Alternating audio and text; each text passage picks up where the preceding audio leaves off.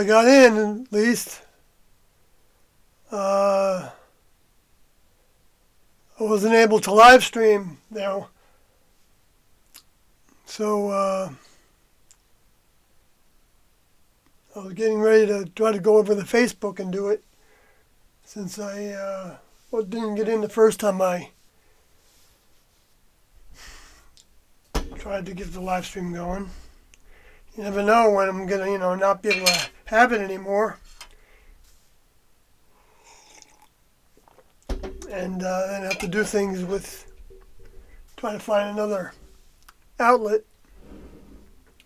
I got BitChute in my, I got an account there. I haven't used it yet, but I don't know if they don't do live streams probably. I like having the interface with people.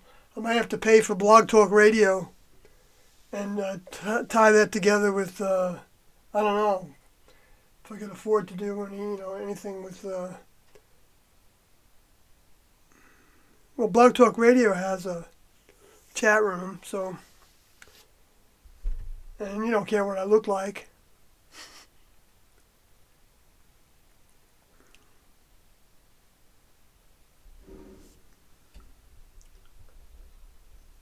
The freedom. Well, I don't know if I can use it with.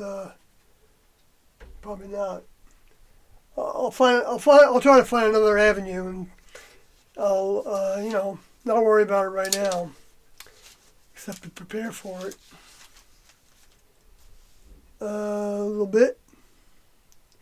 So, of course, there's a ton of things that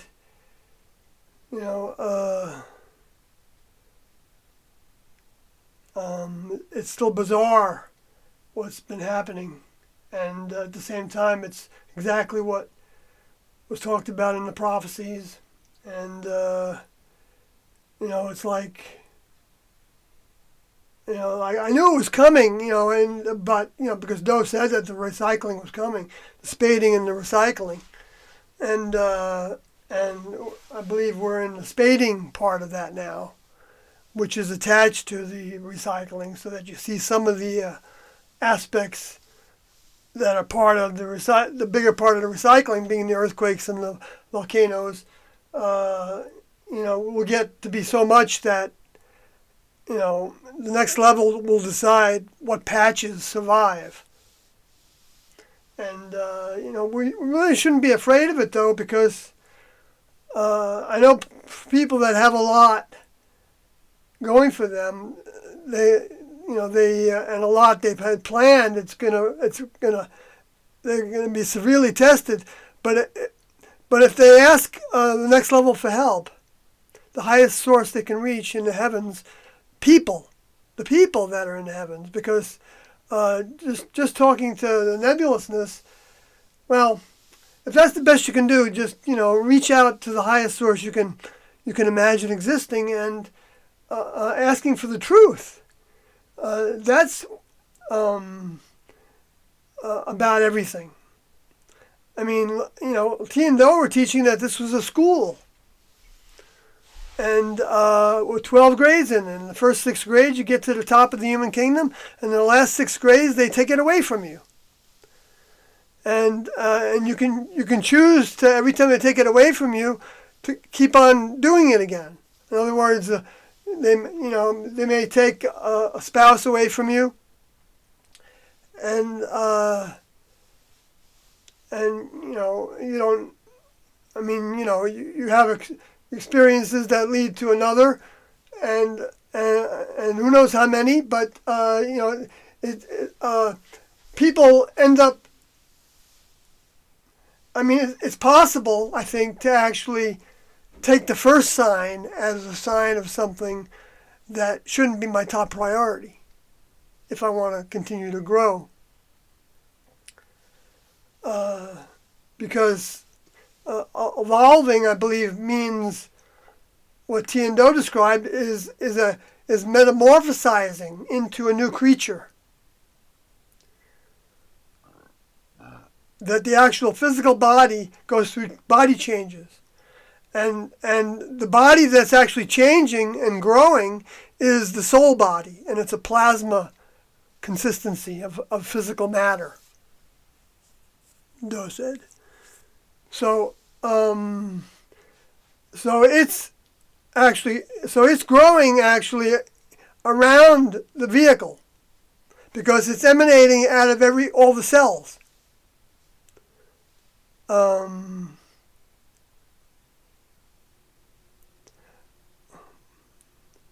Well, that's ridiculous to get into that to any degree, that part, because that last thing I said about emanating throughout all the cells, that's not, I don't think, accurate when it comes in terms of next level mind. Because the vehicle has its own mind. And Tiendo said they called it mind. And they later told us that it was synonymous with spirit, the word spirit. And that there's and the genetic mind and then the environmental mind, if you want to put it that way, is from the child's birth on. They are taking in everything that's happening to them, of course, and with them and to them, and that they're a part of and they're interfacing with, and that becomes their mind. That becomes the spirit. What they said we are is the decider of what to occupy our minds with and what actions to do and how to feel about things and whatever other senses there are, what to imagine about things, and the depression is another. We can put our minds in a very depressing state. That's understandable. Ends up becoming another something to overcome. All of it becomes something to overcome if we want to appeal to getting a job on a spacecraft, helping other people see the reality of the next level. It's like a Star Trek crew, Doe said, but they don't have any human behavior on board. So there's no little children running around because they grow their physical bodies, their dense physical bodies, more dense physical bodies, than the soul body or the plasma body, on a vine, like a plant. And that physical body can even be a spacecraft for a very advanced soul that went into that department of transportation, I guess. Tiendo didn't call it that, but they said they did say that everything else I said.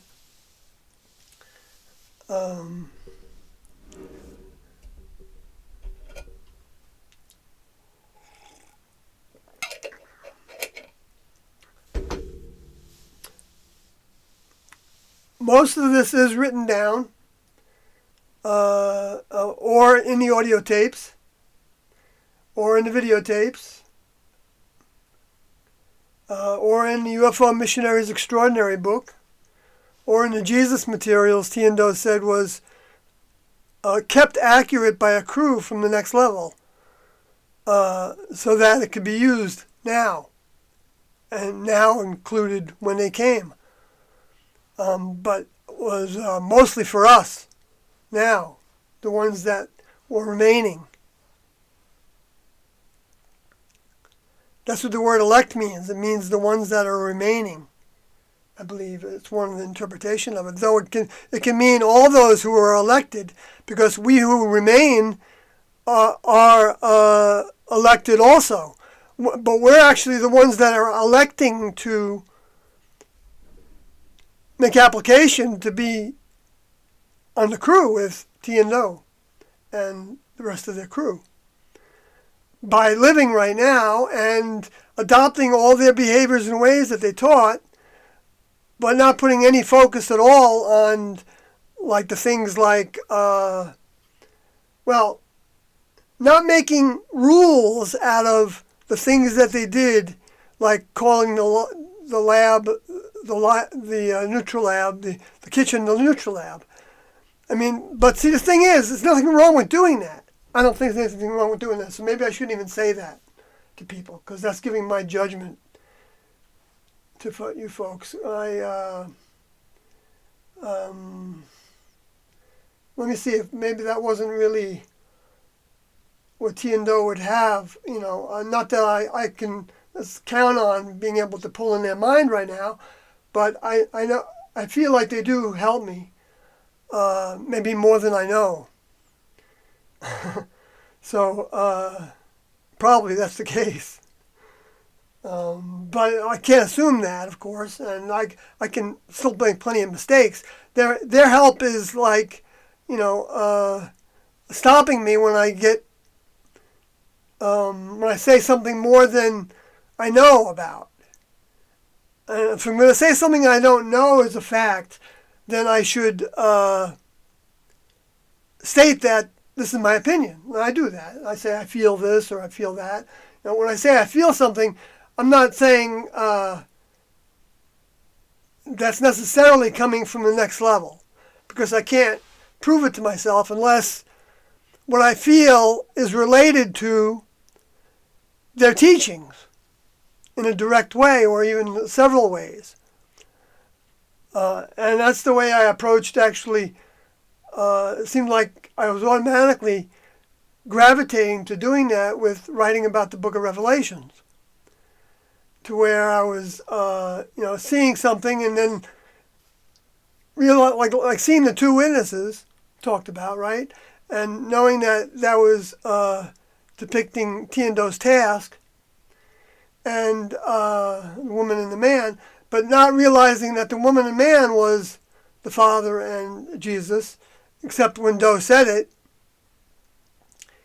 I don't know if I even studied Revelation 12 at all when I was traveling. The only thing I think I looked at was Revelation 11, and I didn't make any sense out of that. I wasn't I didn't read the Bible for years at a time.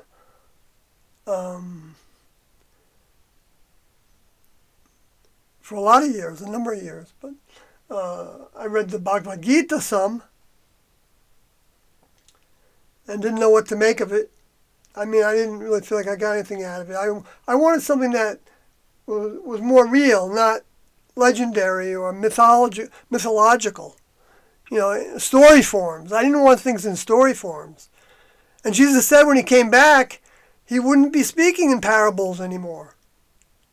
And Tiendo didn't speak. They had a few things that they talked about as allegorical, but I mean, that's like 1% of all their teachings. Like telling us that the next level were like ranchers, and that horses were like human beings, and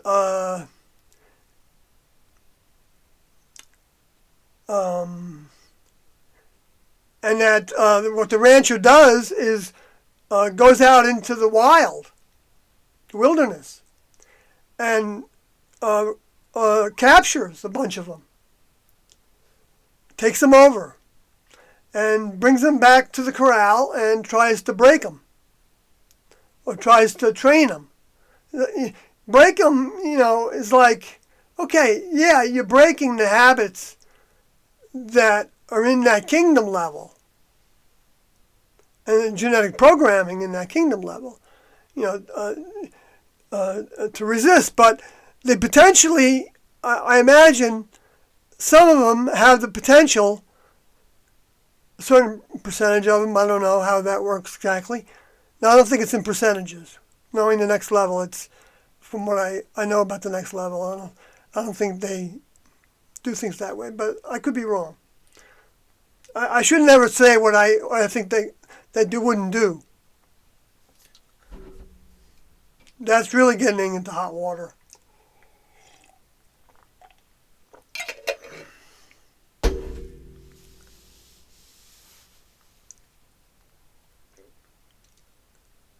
See, it's easy to slip into that. Because you can get so full of yourself that you think your opinions are the ultimate opinions, and I know I come across that way to some people, and I know I have that vibration. But I see it more I mean, because it's not necessarily, no, it's not a negative, okay? And even if it was a negative for me, it's between me and my older member. My older member is the one that corrects me. Now, that can come through students. I'm not a student. People that aren't my students. But, I mean, in the way it works is individuals that have more experience in next level behaviors and ways and application of those behaviors and ways in their lives, like those said, like 51%, so that they're using their next level mind to judge their actions. Now, I'm not claiming I'm at that place. I don't think I am.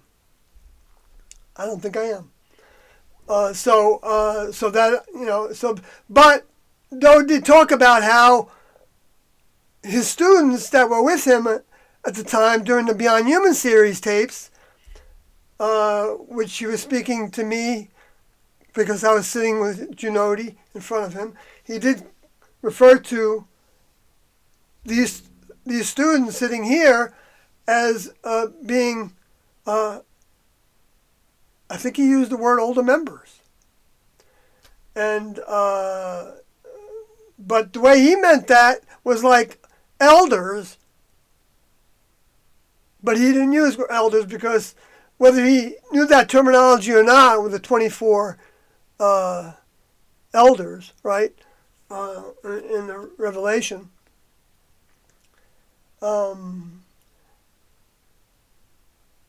sometimes, you know, he went with his instructions on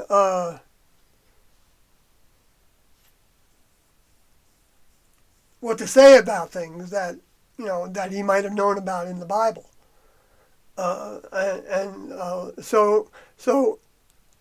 And because of that, came up with new terminology for a lot of things. And like T said, that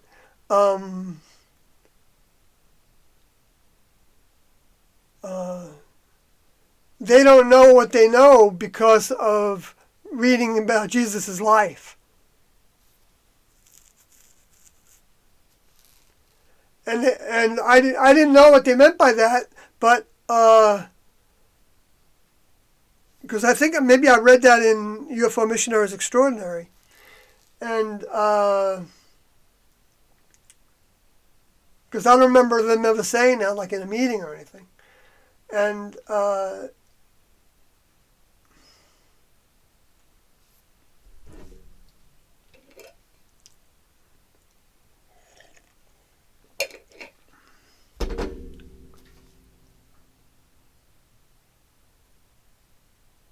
I can hear the thoughts. Is he going to lose it?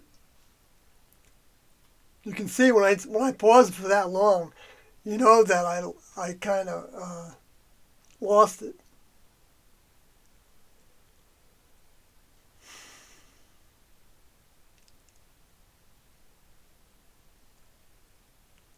Well, it's all right. I think it's fine. I'm just going to... In the chat room, I see hello to 78 Sound and hey, Philipification and Kathy Southwestern. Familiar faces. I like to say smiling faces.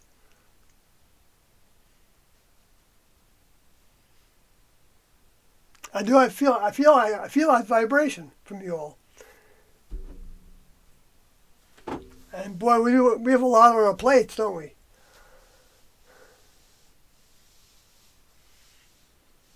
And I hope we're all managing, because I know there's going to be a lot of people that aren't going to be able to manage, and they're going to be committing suicide. I would love to be able to get to people that are freaking out in that way, because they have a lot. They have a lot to offer the next level if they see through everything to where they're so depressed that they want to put themselves out with substances or like Doe said that if he had to live in the world knowing what he knows on how corrupt everything is, how corrupt the leadership of it is, that you have to be drunk. Well, T and Doe, my understanding is that they didn't do any recreational drugs. Doe described them as being very conservative. Conservative Texans. Even though they were liberal about a lot of things, and T was, I guess you would say, an amateur astrologer. I don't know if she worked for money or not. She might have. Doesn't matter. It wasn't like a profession.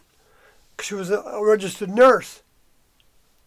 You don't get more of a service to mind and body by doing somebody's astrology chart and really taking it to heart that it's possible that your older member could lead you to giving something to somebody through that medium that would help them a lot. And that's why Lucifer doesn't want it to be something that people think about as having some reality to it, having a lot of potential reality to it. But what T and Doe taught us was that it didn't apply to the students that gave their all to the next level. And that can happen right now to people.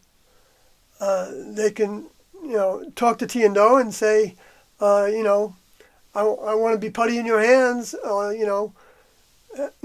help direct me. And they won't direct you like a puppet, but we would want to be a puppet if once we can understand that there would be no greater, it was an honor. I mean, it was an honor for me to go and do something with Doe on the few occasions that I did that. But I didn't know, I was awkward. Yeah, I was awkward. I mean, I did it a few times. Like, went to the store with him.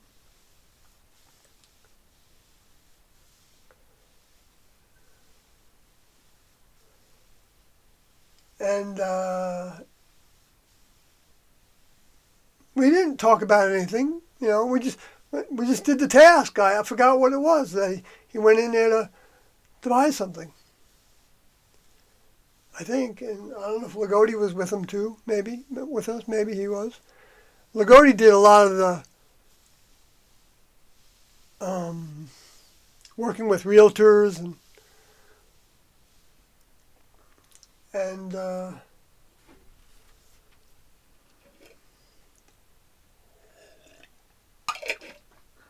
anyway.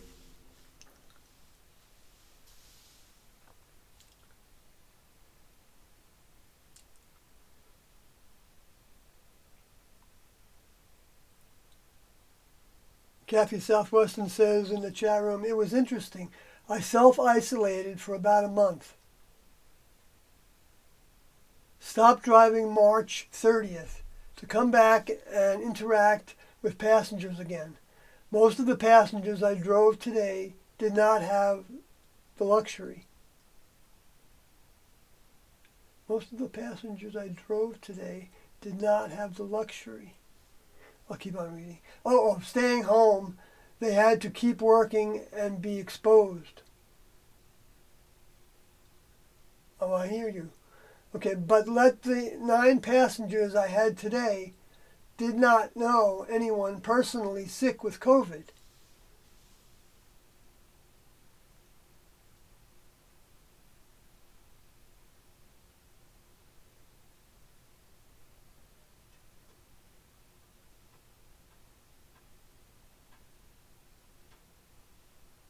So,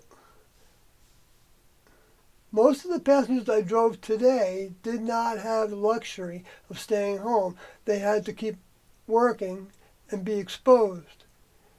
So they're working in jobs that are essential services. Is that what you're saying there, Kathy, Southwestern? And then, but yet the 9 passengers I had today, so that's part of the passengers that had to go be exposed, part of those 9, or all 9 did not know anyone personally that got sick, okay, with COVID. How would they know? Are they doing a lot of testing where you are? Go back to the chat room. Oh, yes. Okay. Are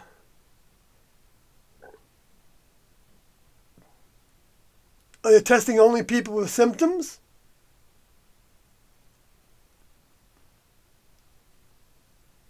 Or only people that go to the hospitals? Are the hospitals all packed?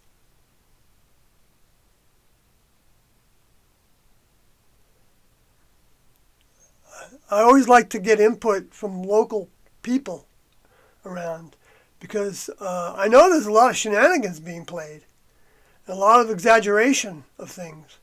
Well, I'm not saying that it couldn't get to where we're all have something in it, we get sick from it, and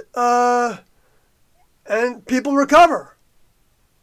So it might be a serious, flu. That's what Fauci said it was in the New England Medical Journal.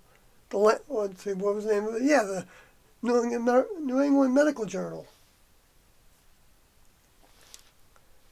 I have that picture in picture form. Let me see if I can put it here. I don't know if it'll be readable though. I don't know. Maybe you want to hear more about Tiendo and other things besides that. But I mean, I've done so much. I'm researching all the time. The back and forth material, and it's really being politicized now because they want to get rid of Trump. So the lefties are kind of joining together, to I shouldn't say lefties. I used to think of myself as a lefty. Because I believed in in people, being able to have work and a livable wage, all the things that Bernie Sanders was supporting. I thought, sure, we pay so many taxes, that's all great ideas, but it's never going to happen. I kind of knew that. I mean, I acted like I knew it, but then I realized I could be wrong about it, because you never know how the next level can surprise us with things. They could have had Bernie actually get in that presidency. If they wanted that to happen, they can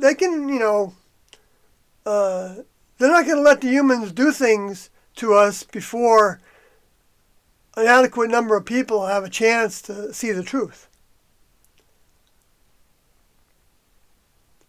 But I think I don't know that we're going backwards in terms of a lot of things. I don't know if there's going to be any more. I don't know. They might not tell us what we can do. When they relax it, they'll know that we're going to expand that as much as possible. And so what they're trying to do is stay away from too much interruption to all their corporations. They still need to eat. Even if they go underground, they still need to eat. So they need to have those food chains, because who knows how many bases they have around the world, underground.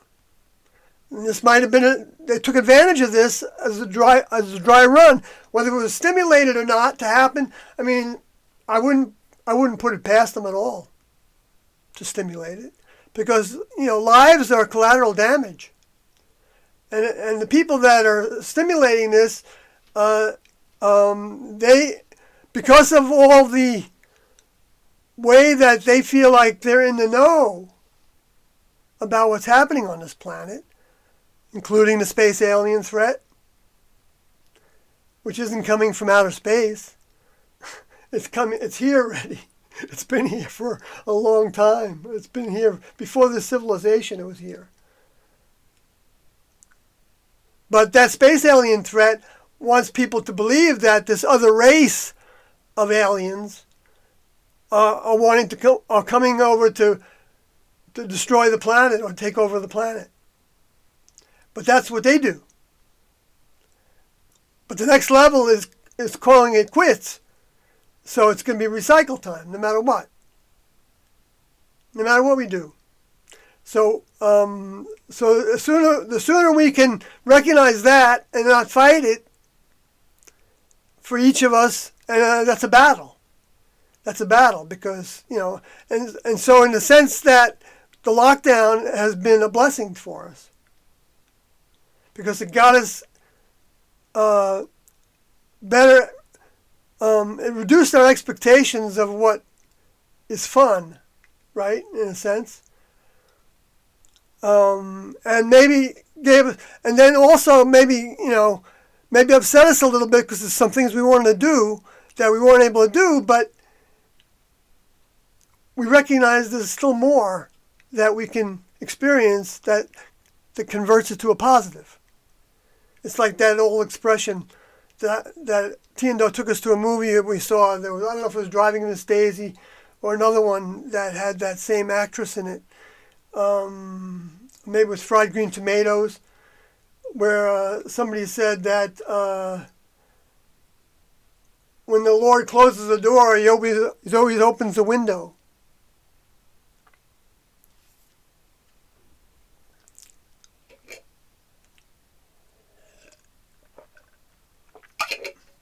Think of the relationships that people are having with people that, are working in, the care units and the essential, I'm not talking about the people in the convenience store.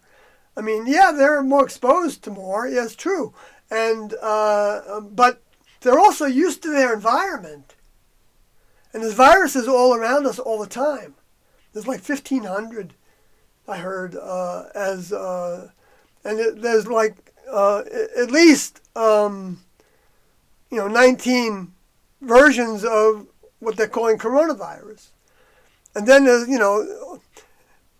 there's influenza A, influenza B, and then there's Zika and H1N1, and which is influenza A, I think. And the test that they're using, there's considerable evidence that's mainstream evidence that from the past, from things that were talked about before in science and things, and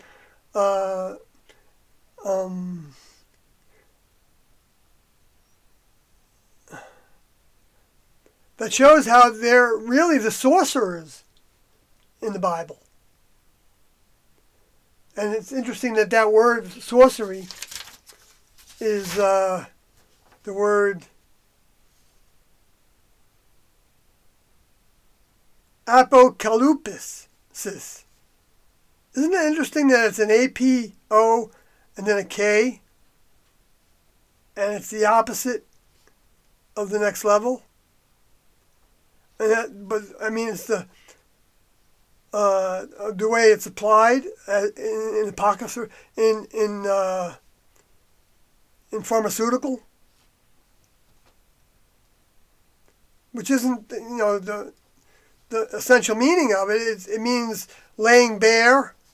Well, the way it's used in the order, other than this order doesn't necessarily work. you know what? I should go to this other software and look at that a second here. Bear with me, please.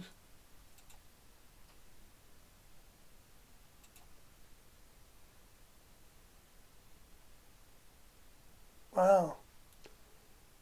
The computer's slow. Maybe I got too many things open.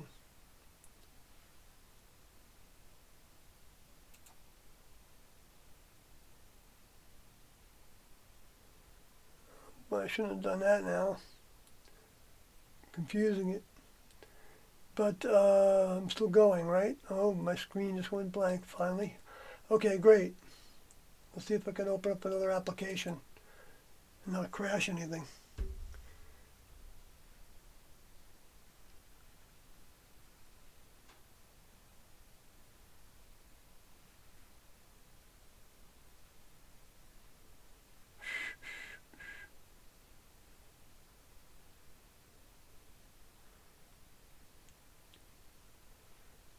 This is in the right place. So this is Revelation 21. This is talking about seeing a new heaven and a new earth. So I think that's relating to Revelation 6 that talks about how the heaven is rolled up as a scroll. So it sounds like it's removed from the earth in Revelation 6. And heaven is potentially a spacecraft or part of a spacecraft. I mean, because I say part of it because it might have 3 sections and still be, you know, like John described the New Jerusalem as about 1,360 miles square. All the sides are equal. But I realize that square might be on a little bit of an angle. I don't know. That's ridiculous anyway, to say that. Well, see, that was my human mind when I was writing the book that I wrote. It's not the book in Revelation 5. It might be the backside of that in Revelation 5. I say might because Doe didn't, talk about that. And so that's why I kind of feel it is. But, and I got some indications from Doe in dreams that he was giving me that task. But that didn't mean that he wasn't giving that task to anybody else. And I'm not saying I did that task as well as he would have liked.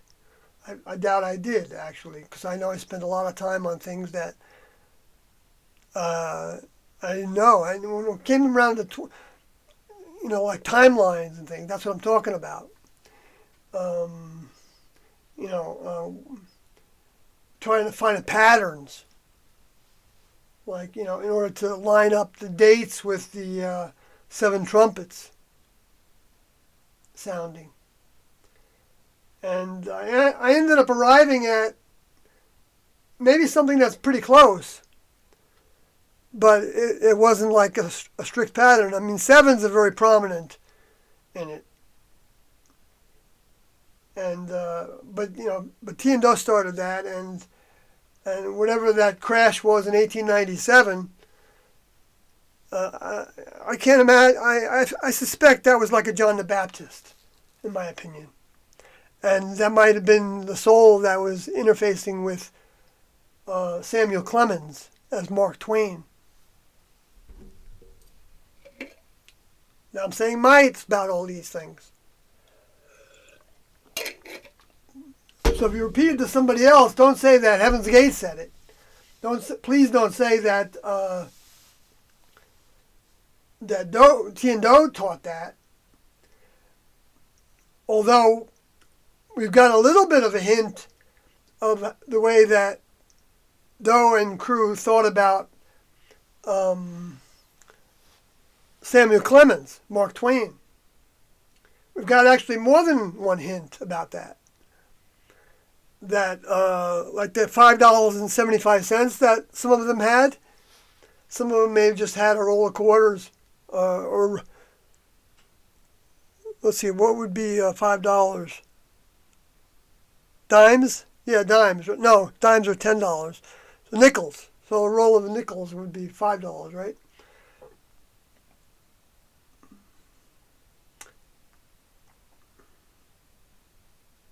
Or maybe just had a roll of quarters. I don't know, if different ones had different amounts of money. But, because it would be, I can imagine the next level, because we heard different reports. But some had $5.75. Now that's a very specific number to choose. And I remember, actually, when I was asked about that years ago, in 1997, I remember telling either Time Magazine or Newsweek that I thought that had to do with the way that T&O designed us as a crew to have money for when we left the craft. We talked about the houses we lived in as spacecrafts or craft, just short for craft. We didn't say spacecraft every time. And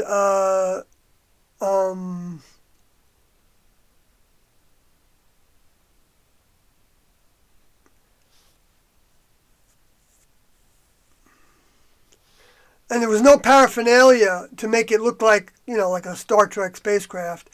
There were no pictures on the walls of outer space even. I don't even know if there was any about outer space. I think there was scenery. I didn't pay them any attention. But I think there was just scenery and, things. But in case a realtor came in or a work person from the world came in, if we had 30 people living, we would all, when that was scheduled to happen, sometimes it happened like, spontaneously, and we all just went into the closets and the rest chambers, where we had our bunks, because we had bunk beds. Sometimes we had bunk beds that were 3 high.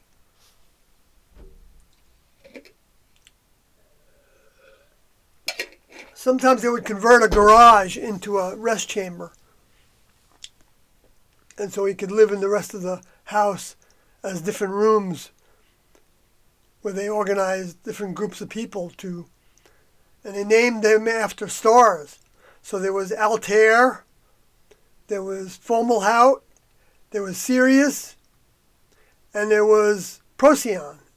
I was a Procyon. But I also, before that, I was a Lyra. Wow, I just realized that. Okay. Which I didn't know what those meant. I still don't.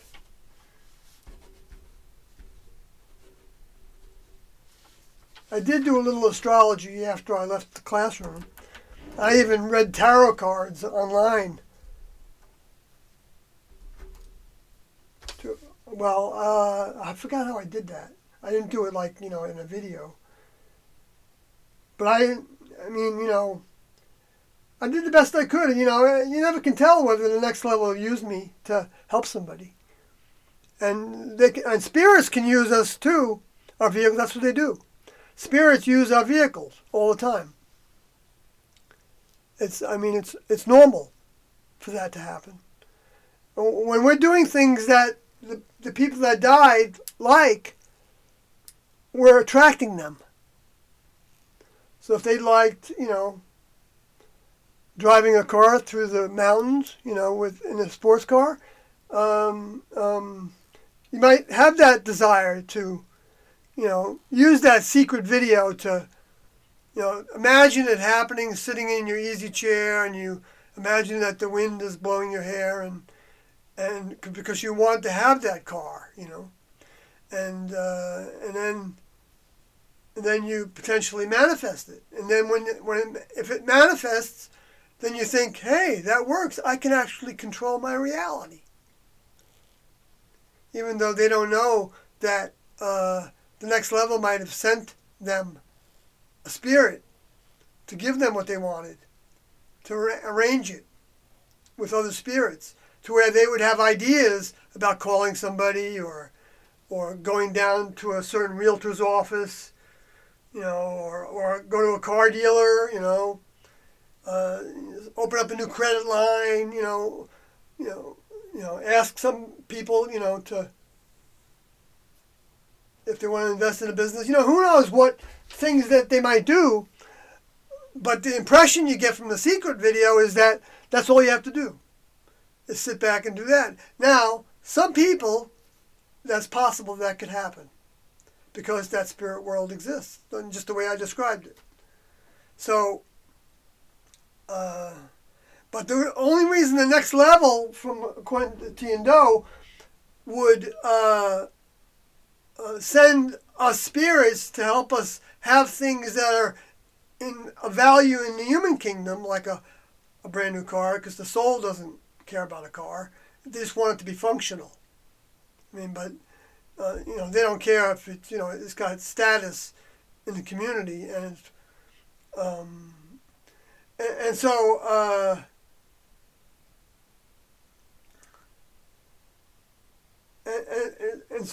it's because they'll send us spirits to give us what we want, so that we can have the experience of learning that it wasn't satisfying us. But see, if we got to a point to where we realized it wasn't satisfying us anymore, and then we thought, I'm going to try something else. I'm going to go in a different direction. It doesn't mean that you don't continue in that direction, but by doing that, you are then attracting another spirit to you. But you're also potentially attracting the mind of the next level, because you're now in seek mode again. And you might have in the back of your mind, I want to find my purpose. I want to find what I'm here for. And that's like asking the next level for help, without even having any God in it, or doesn't matter. I'm not saying it doesn't have its value to recognize that this is coming from, that you hope that this is coming from the creators of the planet and all the life forms on it that humans did not create.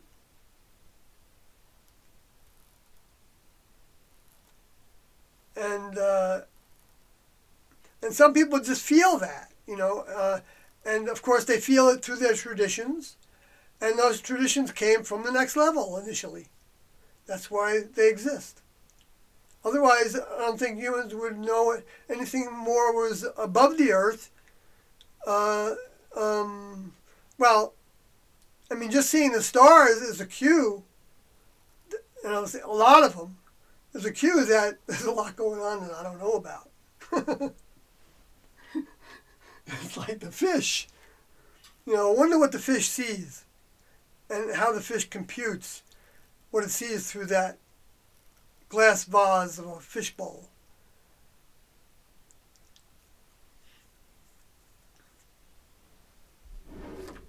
Does it just see a reflection of itself in the glass? I don't know how that works exactly.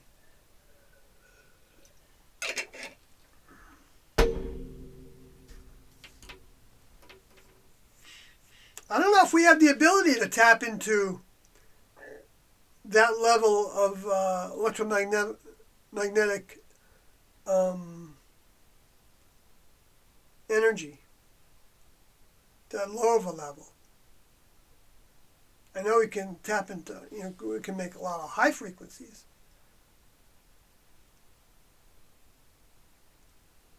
I don't know how what humans do interfaces with the spirit world. But I think T and Do did give us one indication one time that when actually they sent us to visit NASA in Houston as a retreat kind of thing, like an outing, they call them outings, and that they said that the next level had something to do with having a place in Houston and Miami to send rockets into space from. But that just going any place and doing it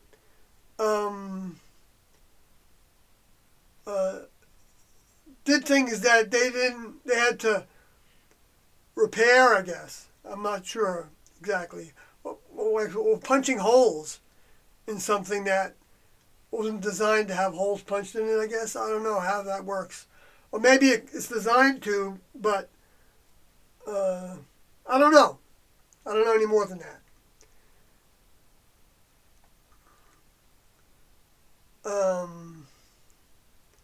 Now, I don't know if airplanes, or, Tienda did use airplanes quite a bit. Doe did more, I think, after T left.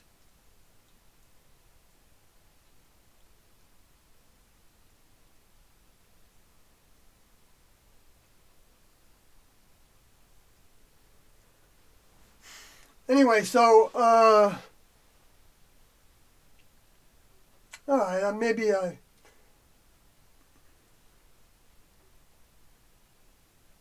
just rambling on here, I know. Let me go back to the chat room.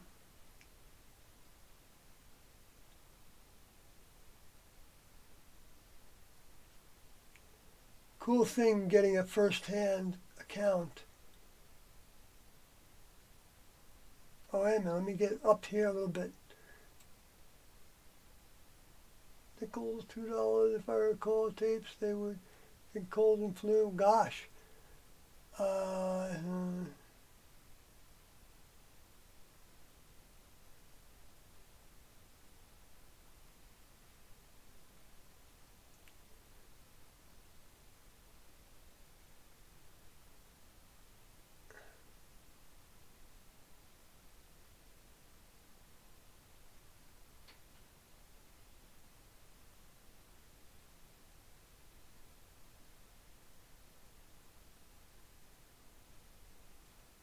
Yeah, same here.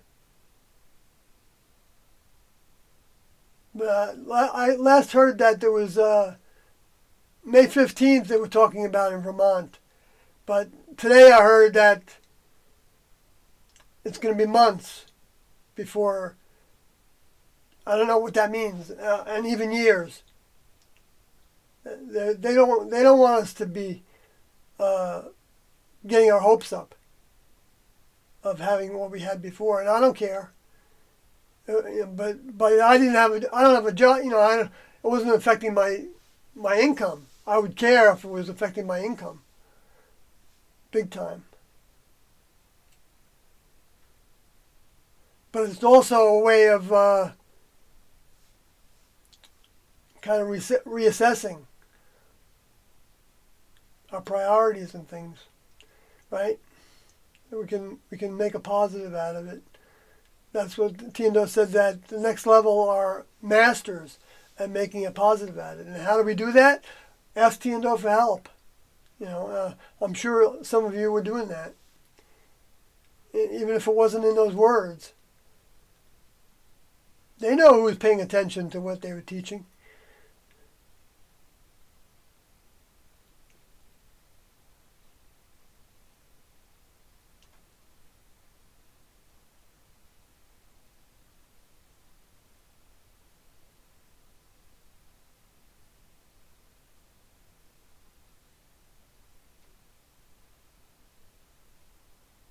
Okay, finally, I got to where Booster said in the chat room, many of us were children in 1997. Was it possible for us to ascend if we were taught next level information early? See, the way that Tiendo taught about growth was that nobody is limited. Even in the next level, you're not limited. And theoretically, they said that you could pass up your older member. But that's not going to probably happen because older members know how to grow very fast. Now, what does that mean, right? It means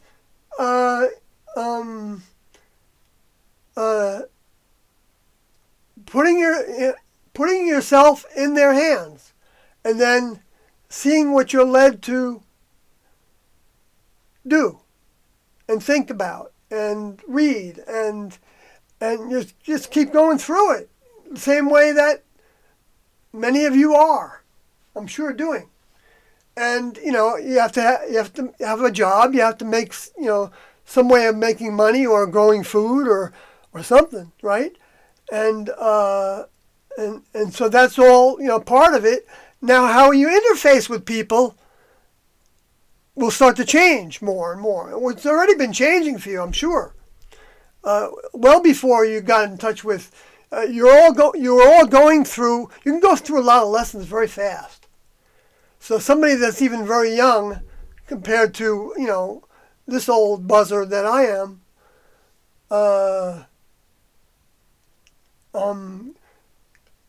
can be I mean, I hate to put it in the spiritual terms of old soul, but that just means that it's a soul that's coming back to take your vehicle.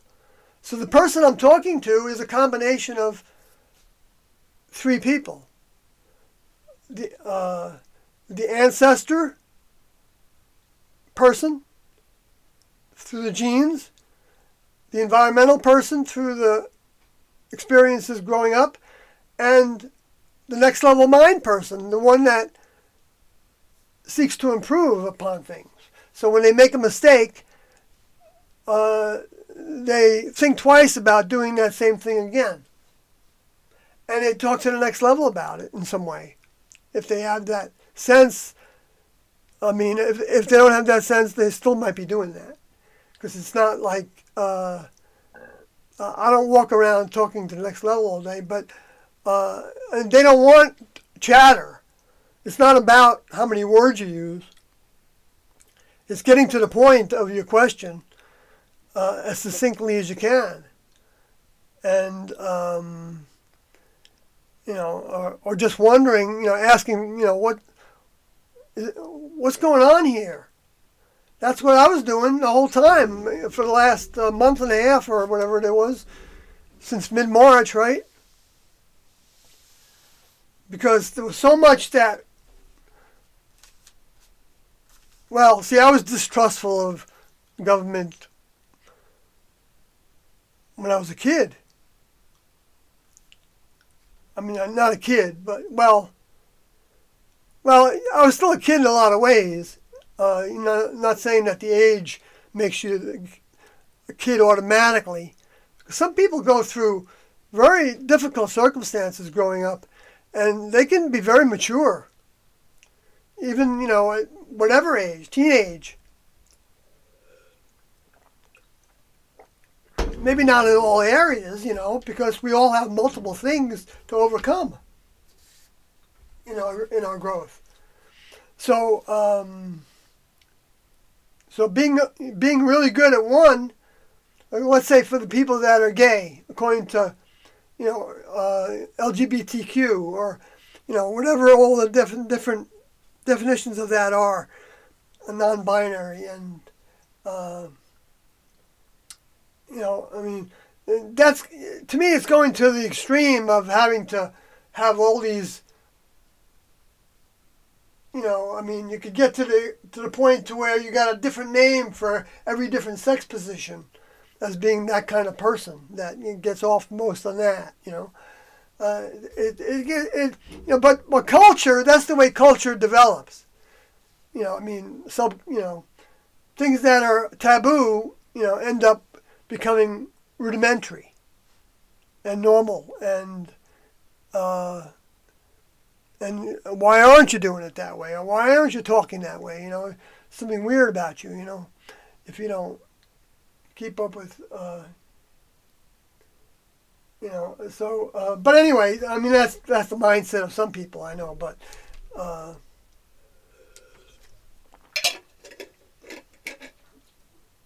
But, well, it's not people I know actually, but I mean I've seen it in myself as well, parts of that. Anyway, I got way off the beaten track there. And hope you can hear me okay, because I got this new microphone that I don't know if the individual that sent it to me wants to have his name broadcast, so I'm not going to use it. But he said, I mean, he said my there was something wrong with the way things were coming across, and I think I have seen a difference.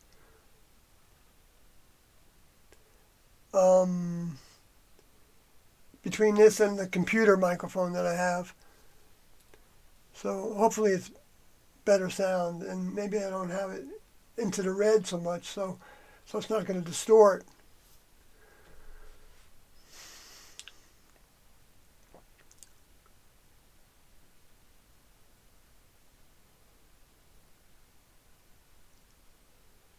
Let me go back to the chat room, because I got distracted again, I know. And if you ever want to remind me of what I was talking about, because I left some loose end, please do. I'll try to get through.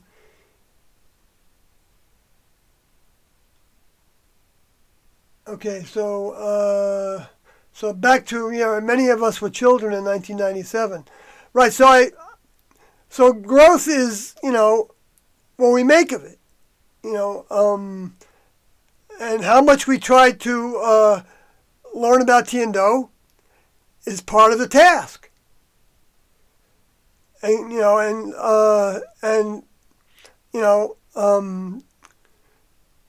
preparing yourself to talk about Tiendo to people.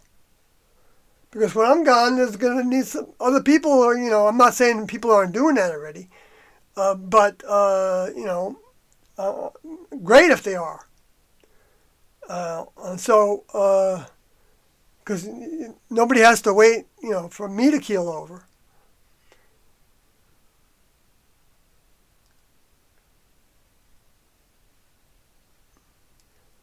But, and it's always better to quote, if you didn't hear it directly, then, try to stick to the words as much as you can. That's how you keep it accurate. And that's the 17 steps was, can you follow instructions, or do you change them according to your own computer? Computer meant mind of the individual. And Tiendo always said, T always said, get your mind in your vehicle, get your mind in your vehicle. And we taught some parakeets to say that. What's your mind in your vehicle? What's your mind in your vehicle? You can make it out. Actually, it was better than that, actually. That's the way I remember it. And we had some parrots, too, but I don't know if anybody trained them to do anything. And that was a big test for some people. Because aren't pets human?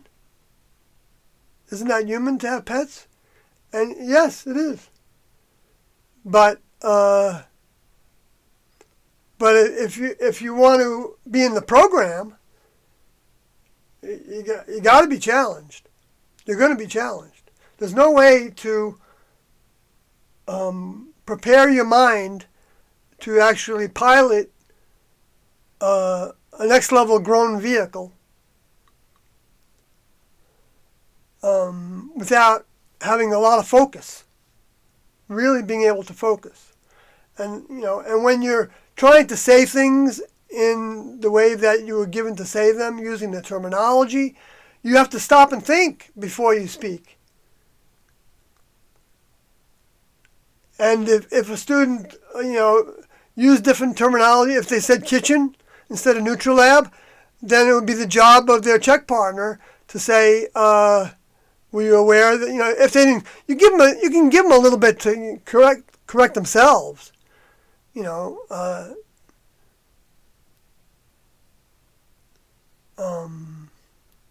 but, some people would jump on the person, right away. That's not procedure to say it that way. And there were individuals that had to overcome doing that. Like being someone that's a manager or is used to being a boss of other people.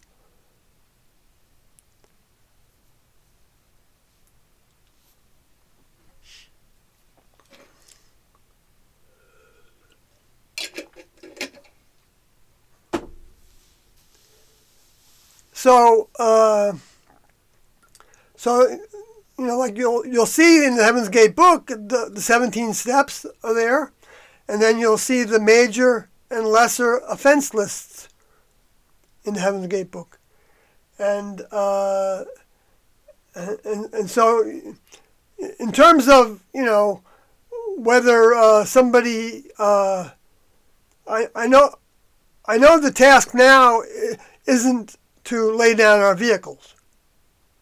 I feel like that was made clear to me by Carlin bringing it up, and then by going and researching better all the things that Doe said about the three types of people that would leave with him, and the comparison of those with the first type being those that were among the 38, and that they had a personal relationship with him.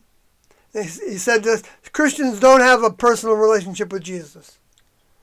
They didn't break bread with him and eat. They didn't watch him. They didn't see him cry or get upset. They didn't see him frustrated. They didn't see him angry.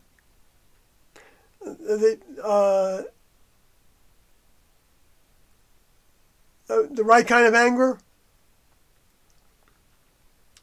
Like, Jesus wasn't against anger. He was against being angry with your fellow human without a cause.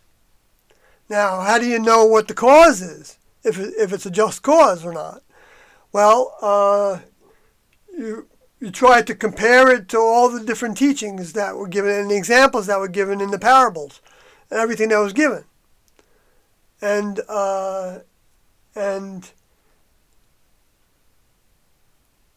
of course, Jesus talked about how, follow the Ten Commandments. Well, he didn't say that. What he said was, thou shalt not kill, thou shalt not steal, thou shalt not bear false witness. I think he meant, he talked about honoring your mother and your father, which honoring them, I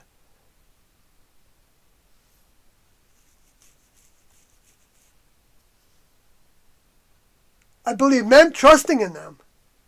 And now if they didn't live up to that trust, then that became a lesson. But that didn't also mean that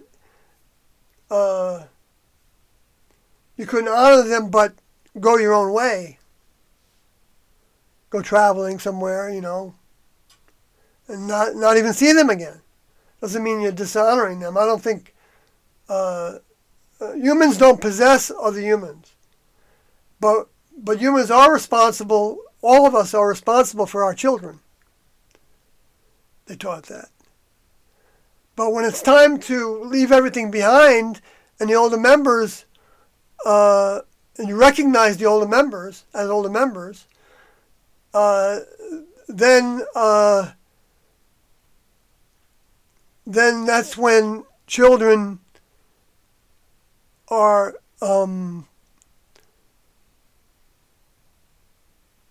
given the experience of being without their parent. And I think a lot of parents prepare their youngsters for their departure. And of course, as a child, if you talk about your death, they don't really relate to it, I don't think. But they might. I really have a strong feeling that Song Odie prepared her teenage children for her departure, because I met them in Springfield, Missouri in 1976 when Song Odie joined after we did a meeting somewhere around there. And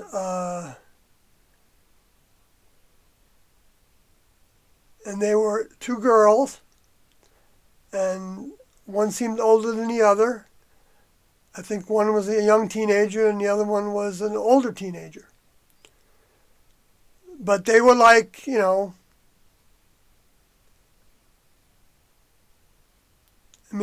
were just, I'm sure it was tough. I'm sure it was difficult. But Songori was happy. She might have told them, in fact, I think I even heard this someplace, I'm not sure where, that she always told them when they were growing up that she felt like she needed to go someplace to follow her spiritual quest.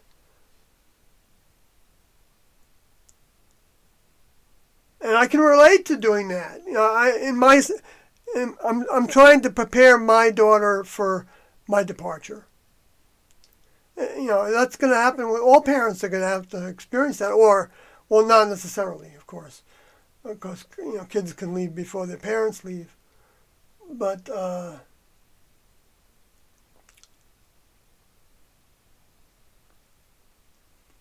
and that's a lesson opportunity also. And people can grow up very quickly, even through dealing with cancer.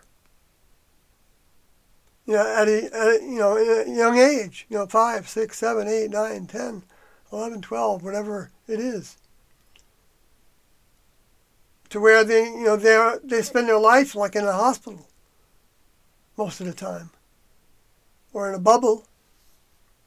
Because their immune system's so broke from chemotherapy and things like that. So that when that individual dies, that spirit continues to live. To exist. It's not really life. It's exist. And it will exist through the people that they were around. And they formed bonds with. And so other people in the hospital and their parents or caregivers or siblings or whatever relationships they had. And if they came to believe in this is tough, but some of the children that are in that position are the beautiful souls. Maybe all of them. I don't know what if there's some that get angry and but I guess it could actually help a soul or a spirit to recognize that they're not, to end up having some consciousness that when they die, their vehicle dies, they don't die. And so that can automatically be by that spirit having a relationship with the living human being. They're imparting their mind and physicality, actually. So actually, if they died of cancer, they're potentially how close they are to that human can actually influence that vehicle to, if they fear it, like if they, if their response to being with that person had a lot of fear. And the example that Tiendo used of that was that they felt like some women that get breast cancer got it because they were made to feel there was something wrong with their breasts in the size or the shape or something, who knows what. They didn't go into that kind of detail. But just it gave us that thought. And so the guilt, and there could be other ways of looking at it, that I can't pretend to see the different ways that Tiendo could see that a human could look at it. But it's a negative vibration. That's the bottom line. and that, it's like feeling guilt about something. And, like or feeling ashamed about something, I think would be another part of that. At least that's the way it translated in my head when Doe had scheduled a session that we would each have some time with Doe alone. And with the intention being that if there was anything that we felt guilty about, if we wanted to say something to Doe about it, or ask him something about it, he wanted to give us that opportunity. And so what I did is I said to him, I kind of like went, oh, well, I don't know, it's silly, and he was very patient. I mean, he gave me like about, gosh, I think maybe even 10 minutes of just doing that kind of thing, not wanting to tell him. So, I mean, even though I don't know that it was a guilt kind of thing, it was something that I was very embarrassed about. My vehicle. And it was on my mind, I guess. That's what came to my mind. And what that experience was, is that I had a girlfriend that,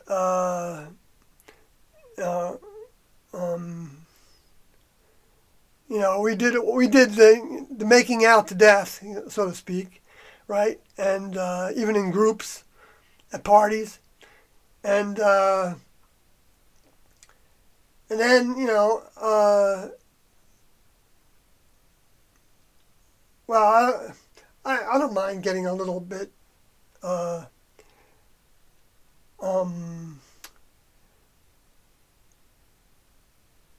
detailed of the perspective, but there was one time where, this is very interesting in this conversation actually.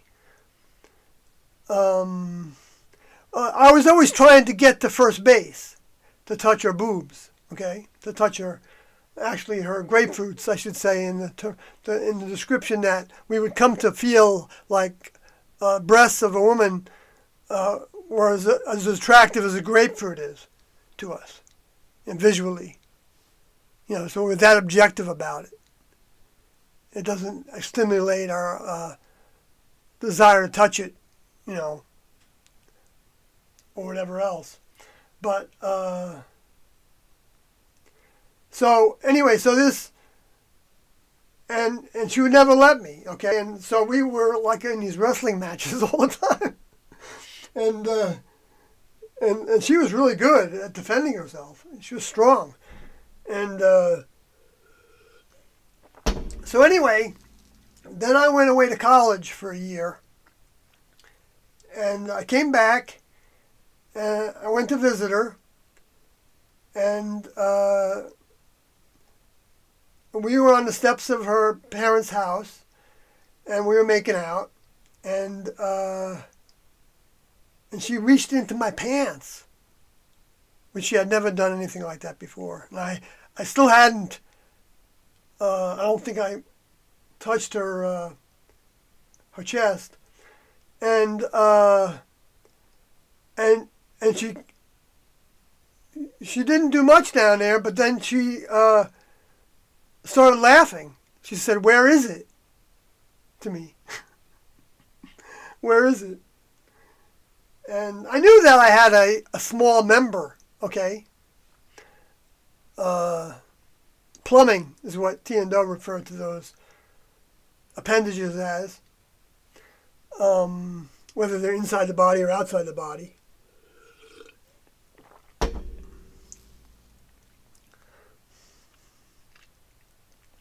And so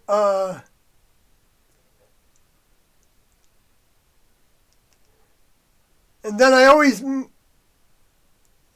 in the 2 long relationships that this vehicle had, 5 years and 17 years, both women didn't care about the size of my vehicle's plumbing.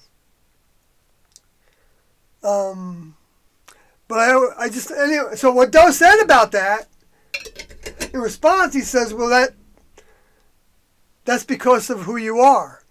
Is that what he said? And that's because the body develops in certain ways according to the mind that's in it. Now, that can come from the genetic strain, the reason why they chose that vehicle for a soul to come back and take it over, had to be a match. That's what they taught. The vehicle needed to be a match for the growth that the person, some people don't have any problem with the subject of sexuality in their lives. They don't have any desire for it. And probably because they overcame doing that behavior. And so they might go through the motions of it in their relationships. I may have some children and even, but they're just not into it. And they just want to please their partner. And, or all levels of that, and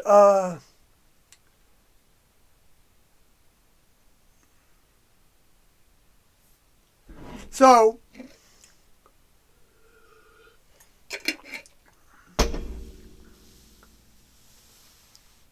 but I mean, I think that's a good little story, illustration of how, how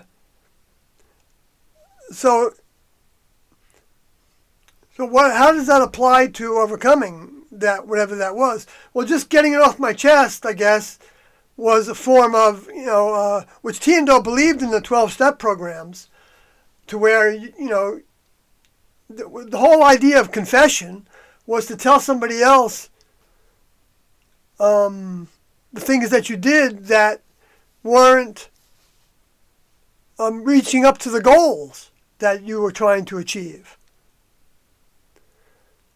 So if you stole something from the candy store, you would tell somebody about it.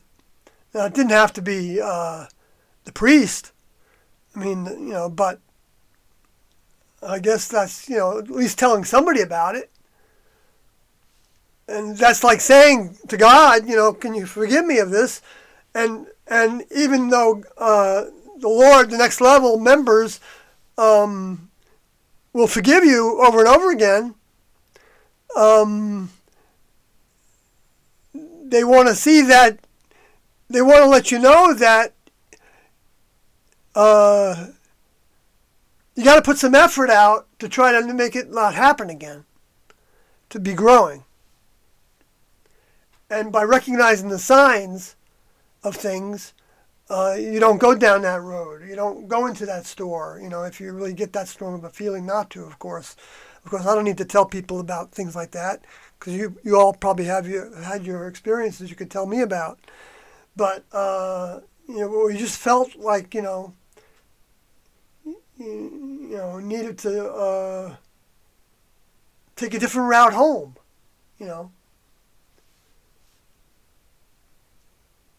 I haven't felt that often, but it has happened a couple times.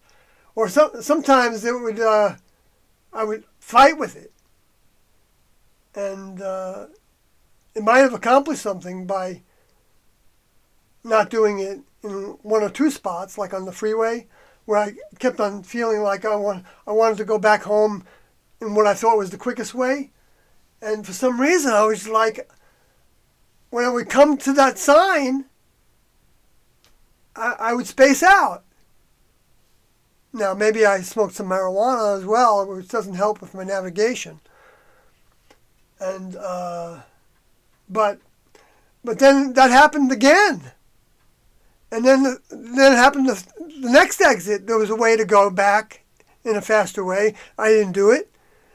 And then the next exit, I got off. And went back to the one before that. You never know whether if I got off that first one, might have been getting some help from spirits or the next level, that I avoided an accident or something. Who knows exactly what could happen. I mean, I don't walk around when that happens. I'm not thinking that. Well, I am in a sense. A little bit of my mind is on that possibility, but and then people can get in the habit of thinking that every choice they make is related to something that the next level would be helping them with, and it's possible. It's possible that can be true because they love to help people get confidence in recognizing that the next level exists. But we don't get proof. And the reason we don't get proof is, Tiendo said, because when there's a possibility to graduate, this is the answer to that question as well, that next level doesn't give proof. Now, it comes down to what is proof, right? Or it's what makes it easier for the vehicle to continue the same, to not get, see, in a sense, they gave this vehicle proof by depositing a soul pocket in it. And I imagine for anybody that gets into Tiendo's information, they've got that soul pocket in them. Like that individual, I forgot who it was it Booser? Who said, let me go back to that. Many of us were children in 1997. Right. So, I don't know when they might have stopped or if they can continue. For all I know, they can continue to put soul pockets in vehicles.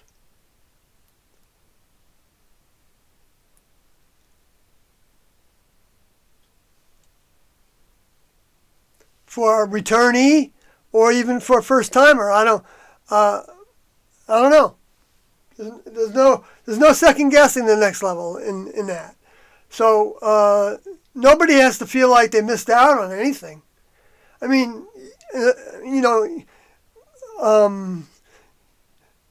actually, it's a member of the next level doesn't have the attitude that they missed out on something when they didn't get to do it. Okay? And I have an example of this in the Black Hawk tapes. So that's where you can go and listen to it, and you'll see my example, I think, that applies to it. Because he said that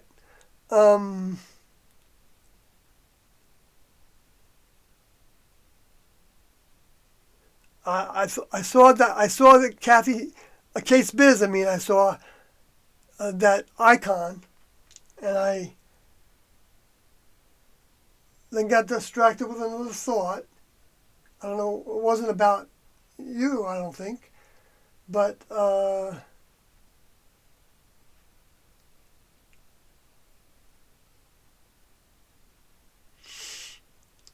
boy.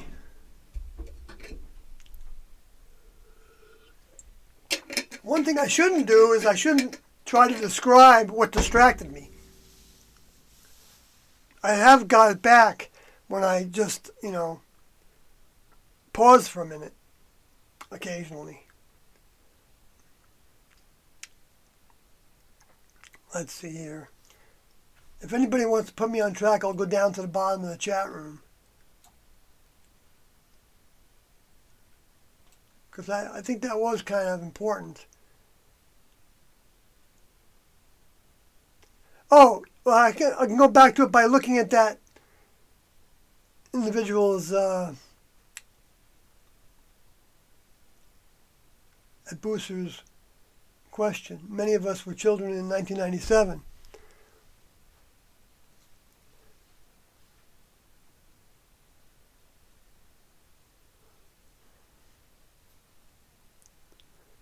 Wow, I'm not getting it. The example that I was going to refer to,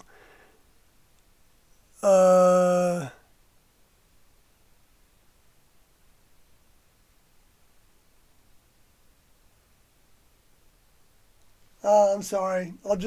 Maybe it'll come back. Or you all will say something to remind me. I'm sorry.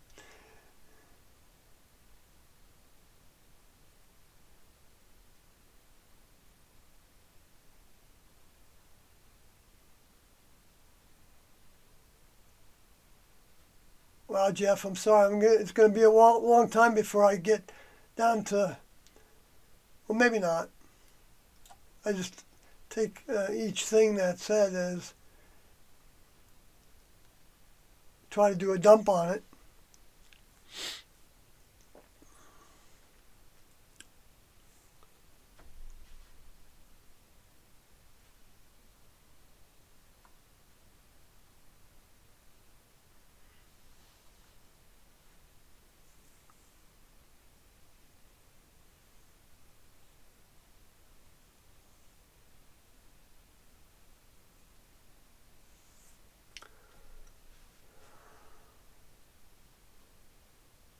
No testing, right. I got that, Kathy Southwestern.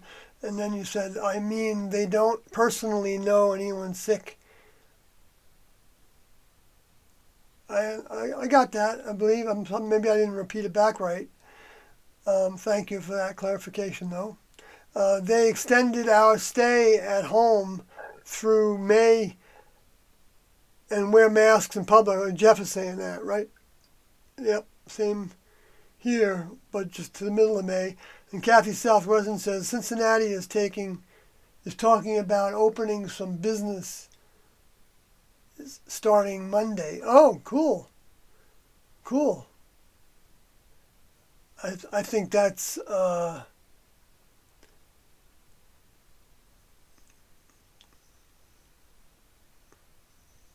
I'm afraid Vermont is like a cousin to, not a cousin, like they're pretty much under the feds and the New York. And they started off breaking away from New York.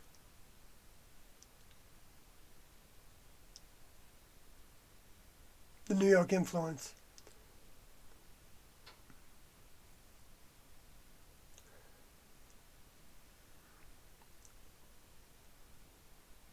And then Jeff says, Bridge says,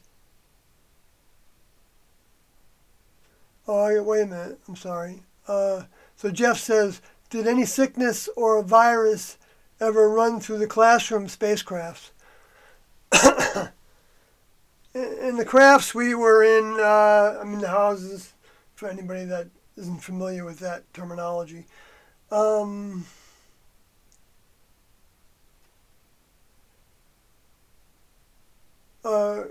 We did get colds and flus, and we took antihistamines to dry up if we had a runny nose, and T was very adamant about having really good hygiene and not touching our hands to any orifices or eyes or anything unless we wash our hands first. And there was no need to do that in most of our tasks. And the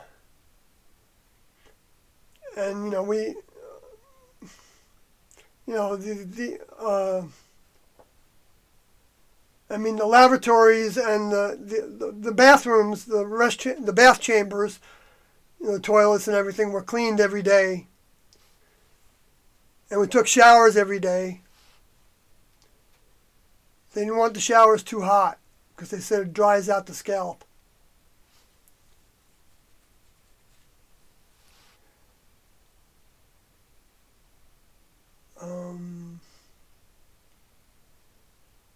Let's see. So,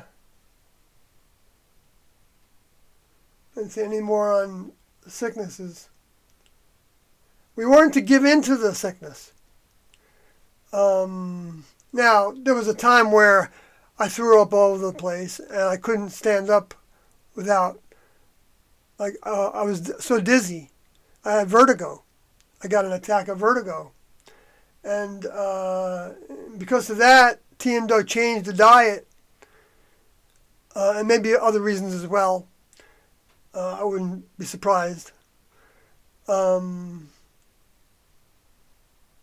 added yeast rolls, and it was a liquid protein drink, a protein shake.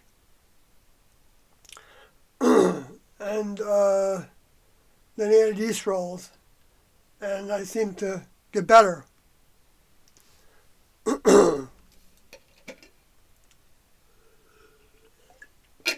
So that's a plus for carbohydrates.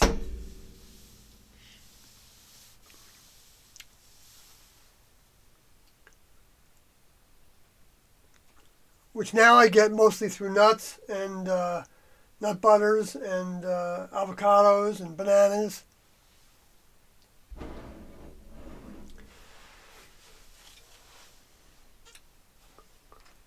But I went out the other day, went to the food store, and I came back and I felt like I had a little bit of a sore throat. And I went to the post office. And so I immediately gargled with hot salt water. And then I had tea with fresh lemon in it, with green tea, and nothing, and a little bit of honey, because honey is a natural antibiotic. And it actually is good for soothing the throat as well. And it didn't continue, but I don't know if it would have continued.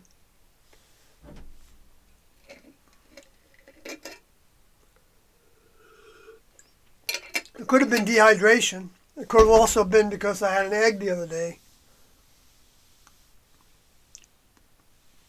which isn't normally in my diet.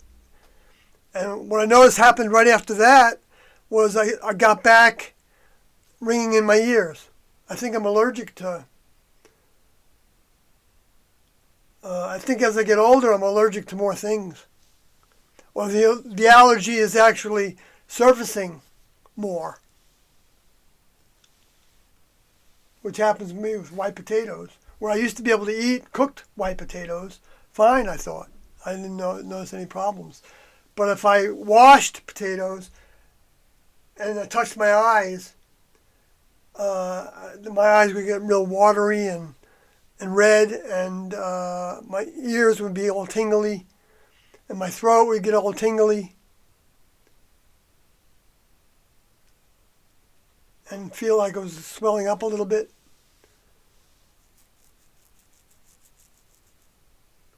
But now when I eat cooked potatoes, same thing doesn't happen. Or I get a little bit more inflammation in this one finger.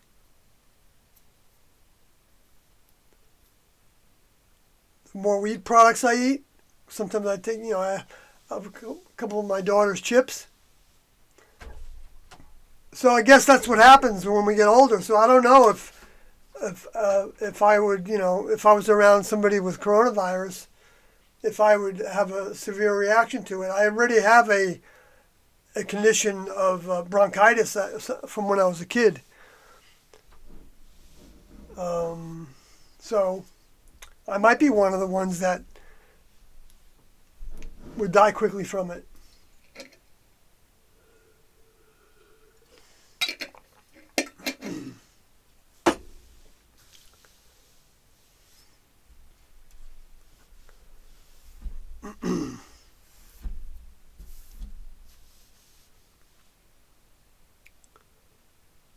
People die from the flu all the time. Like 60,000 died in 2017.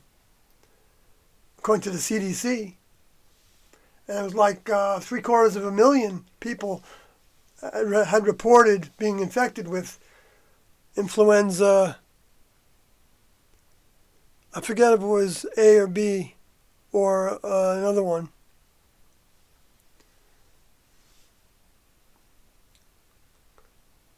I mean, so the same thing could happen. I mean, I've been in bad shape with my breathing, to where I know I wasn't getting a full breath. But I also learned that mucus was causing that to happen. And the cayenne pepper in the Transfiguration diet is like really good at cutting through that mucus that forms. It's a byproduct of the body trying to get rid of the mucus in, like, flour is glue, right? Well, when that's in the body, if it's not digested, because there's no enzymes in it, they've been killed by the high heat, then the body has to break it down, and it's treated as a toxin, so it ends up to where your nose could run. That's what the fever does. It's when the body gets a certain amount of that clogging their system up, the body produces a fever and it melts it.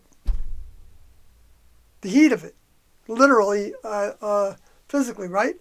And so the cayenne pepper is actually is that beautiful of an element that stimulates that. And when you take it, that you have to spit something up. Or even, it can even stimulate the bowel movement. And but you take it with enough water so that it doesn't burn your stomach or your esophagus.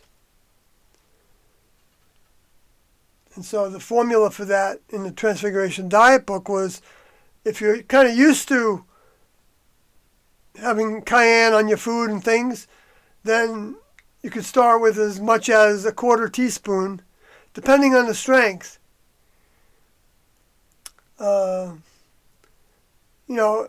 The way of caution is best, because it can make your stomach upset, and it can, for some people, it can actually bring on their passing out, getting close to passing out, and maybe even passing out.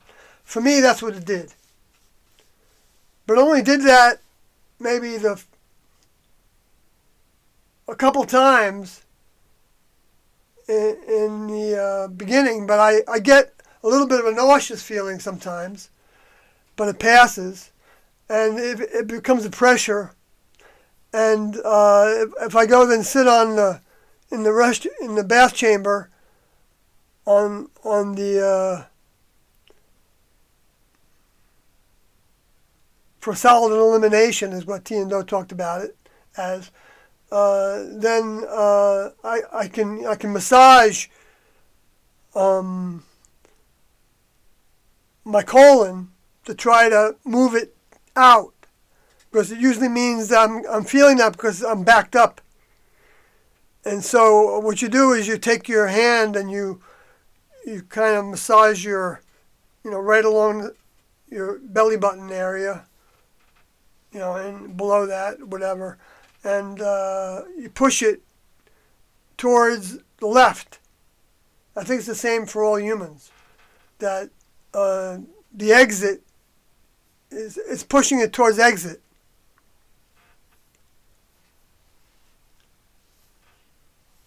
And that helps a lot.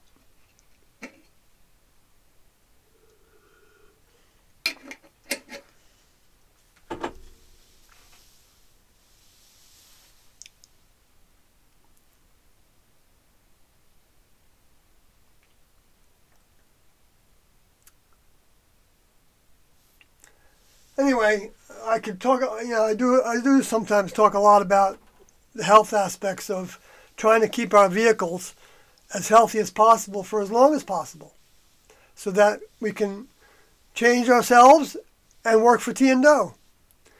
Working for them is our lesson step also, because it's not easy, because you're going to be called crazy or naive to believe in that, or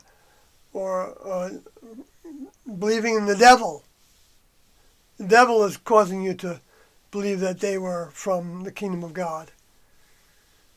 Is what people will believe about you the more and more you talk about it with people. So, but the more we do it, the more, it's like anything else, we can learn to, like Tiendo said to the individuals that were holding meetings in 1994 that consisted of new individuals that just joined, using the understanding that the Father and Jesus had returned in new vehicles. On the posters, said in different ways, he's back, we're back, talking about the souls that had been with them before or heard about them before, in any kind of relationship where they embraced the information about how, the formula of leaving everything behind, to which Paul started to dilute and distort, and probably other people too. He wasn't the only dropout. Among the 12, though, he wasn't really a dropout because he never knew Jesus, right? According to the records. Although there was some sense of something that he said that some people think means that he saw Jesus one time. But so what? When he saw him, being dragged up to be nailed to a tree, I'm not saying that wasn't part of his lesson. I'm sorry, I shouldn't be being judgmental about that individual. If there was a soul that was trying to take over that vehicle. And it was a real stubborn vehicle.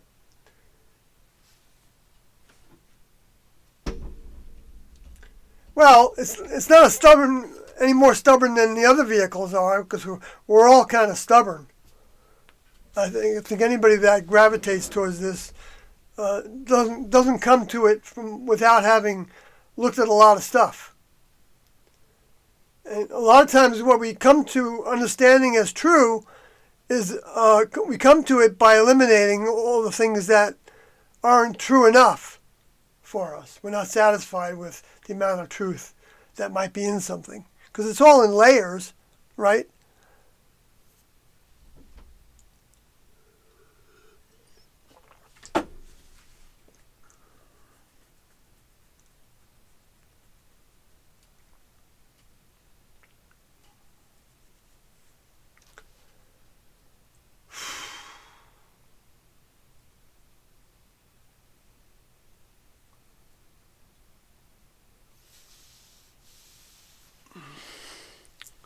Let me see where I am. Let me go back to the chat room.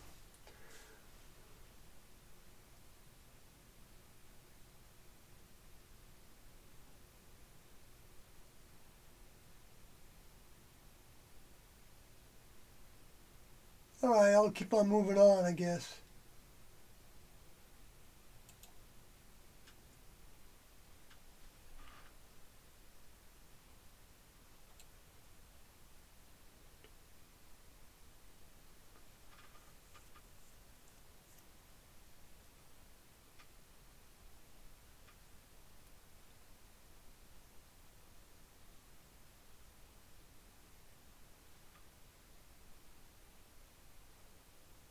Hello, DJ Taconic. I just wanted to see if anybody was reminding me, but I see no new chat room comments, or questions, or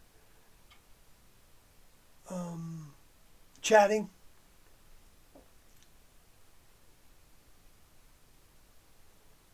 So go back.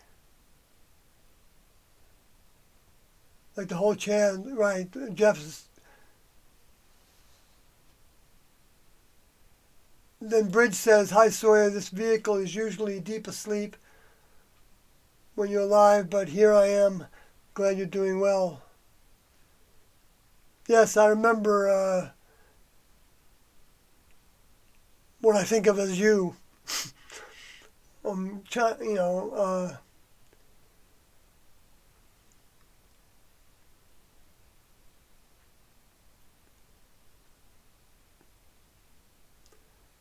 hanging in here with me. I hope I'm not hanging, actually, because T and Do weren't. Like there was the last lesson that came once. Like we had traveled to, I think it was Provo, Utah, but in the mountains, right south of Provo, Utah, and we were living outdoors at the time, and it snowed a lot on us. And it was approximately 76 or 77 or 78. And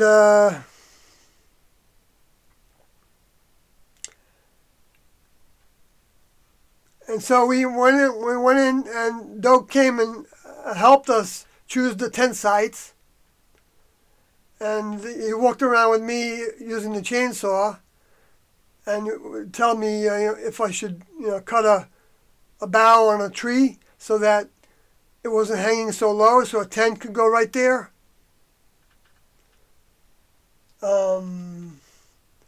Maybe affording some protection against this, if in case it snowed a lot more, to be by trees. And I don't know what Doe's reasoning was, but I'm sure he was talking with his older member about, and using his own mind, because his older member had given him. When you become an older member, you become an older member because you've received from that source that goes up to the Chief of Chiefs. And we're not going to know where the Chief of Chiefs came from until we're members of the next level, because human brains aren't ready for it. But anyway, so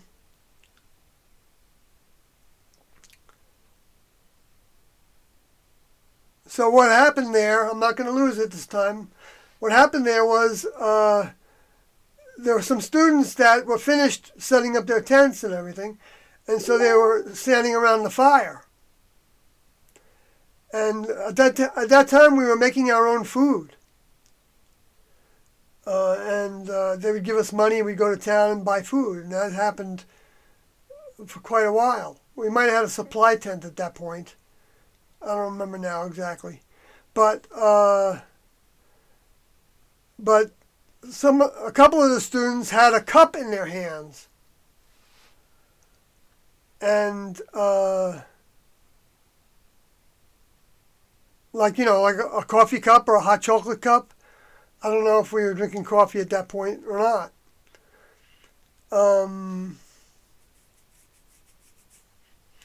And so when T and Do came back into the camp after leaving for a while,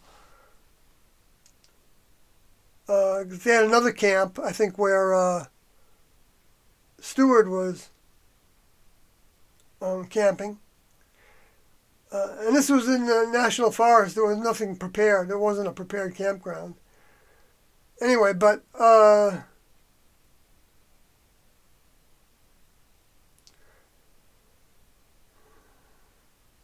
when T got back to the...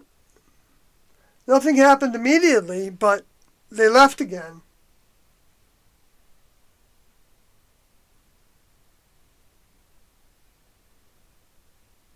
Or maybe they just ended up calling a meeting, and no, I think it was later that they called a meeting. I think they left again, and and then came back that same day and had a little meeting. And Doe might have actually just come back and told us that T was like upset or disturbed or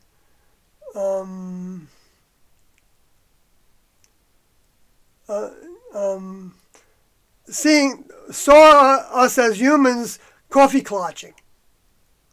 The next level, they don't coffee clutch. They don't just shoot the breeze by talking about nothing. You know, it's not such a bad life, actually. You still have all the emotions, but you've got a project that you're trying to move ahead on, whatever it is. It could be something that you've been doing over and over again. But you have new experiences when you're doing it each time. New observations. And you're working with other people, so you know you're always trying to improve things. But it's not an obsession kind of thing. There's good enough also for the type of task that you're doing.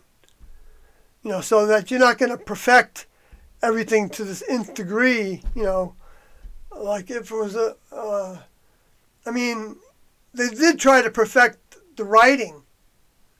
And I don't do a very good job with that. But I've gotten a little better at it. But because that's going to go get passed on as instructions and ways of thinking and behaving for who knows how long, and so that needs to be 100% accurate. But I'm just saying that we can go to extremes of accuracy. I'm not sure what examples of those are. None come to my mind immediately.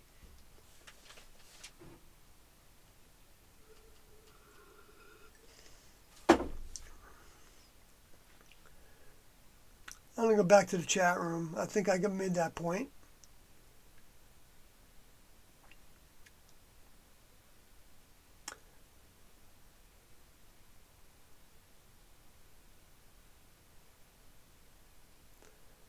Right, colds and flu. Bridges saying, if I recall from the tapes, they would get colds and flus. T and others were nurses, so they managed and knew when to rest the vehicle. Pink eye can be avoided with good practice. Okay, cool. Yeah, I don't remember any pink eye. I don't remember anything else except for Branody, who had osteoporosis. And she took progesterone for that while T was in her vehicle. And also we did some massage for her, and her knees were all swelled up. And her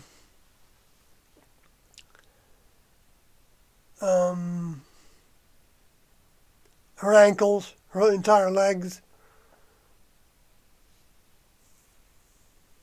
And I understood that she had a history of polio. And it was interesting that I also had a time in my life when I was a kid and I couldn't walk. I don't know why. My legs just wouldn't work. It's like, it wasn't like they were asleep or anything, that feeling when they go numb. Didn't feel like that. It wasn't painful. I don't think. I just remember crawling around the living room a lot, watching TV and not going to school for a few days. And then I went to school that was another time I went on crutches. Maybe that time did I go on crutches? I might have. Both times gone on crutches. But anyway, I always wondered if that was from the polio vaccination that I got.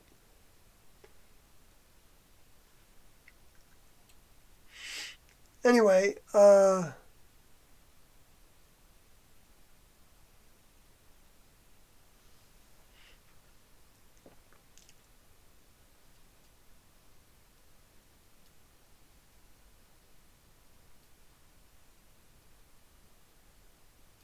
Right, Livodi was a nurse, a registered nurse before she joined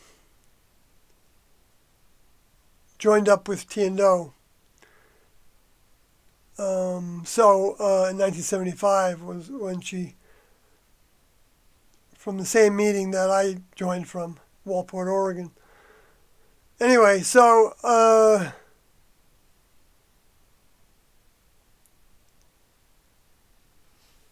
going to move on then. Role of Knicky. A role of Knicky. I don't know what that refers to. Oh, Knickel. Knickel. Okay, good. Nickels in $2, right, Jeff. And then, gosh, my eyes are hard time reading after a while.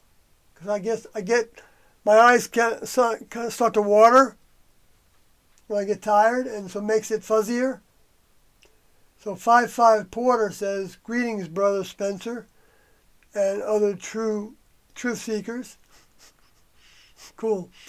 And Bridge says, "Regular fiber lab of bed sheets, washing hands, not touching eyes." Yeah, we had regimens for, we washed the towels once every 2 weeks, I think. Towels. And we had to do a very thorough job in washing and use a washcloth. We don't use our hands on our body.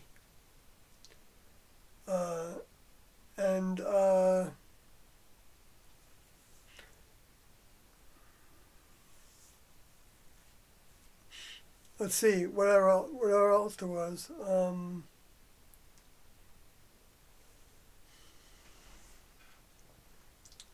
And we changed the sheets.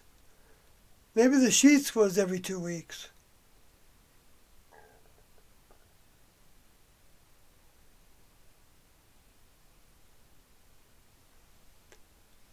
And seat covers, which was the new word for underwear, the bottom ones,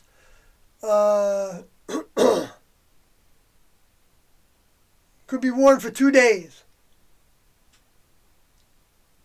They're also trying to keep the water usage down, because sometimes we were on city water, like in Denver and things, in a neighborhood, and they didn't want to sound any alarms that we were using a lot more water than, people. They might think that there's a leak there, and they might need to come and investigate. So they want to avoid that kind of thing.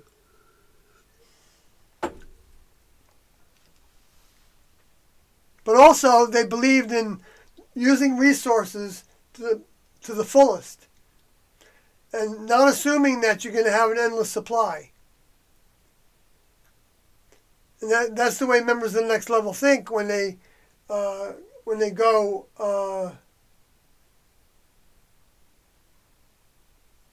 When they're given a task and they're told that that part of the task involves getting certain supplies from storage or from supply tent, which they started a supply tent with us when we were living outdoors. So we had toothpaste sometimes and things like that too, because that's when we stopped going out and buying our own food and stuff.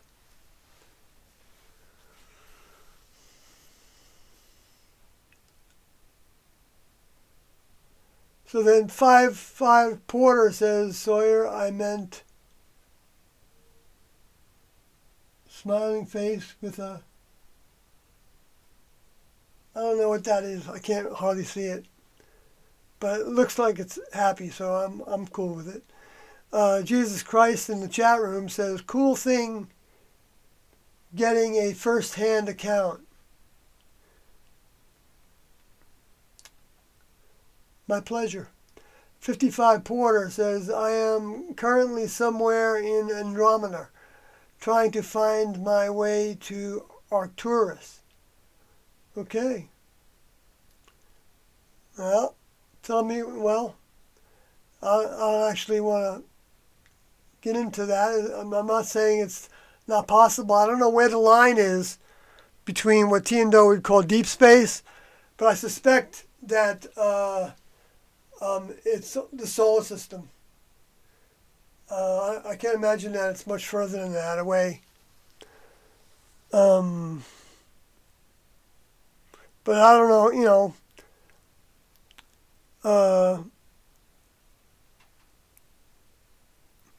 because the thing is that like being somewhere in Andromeda,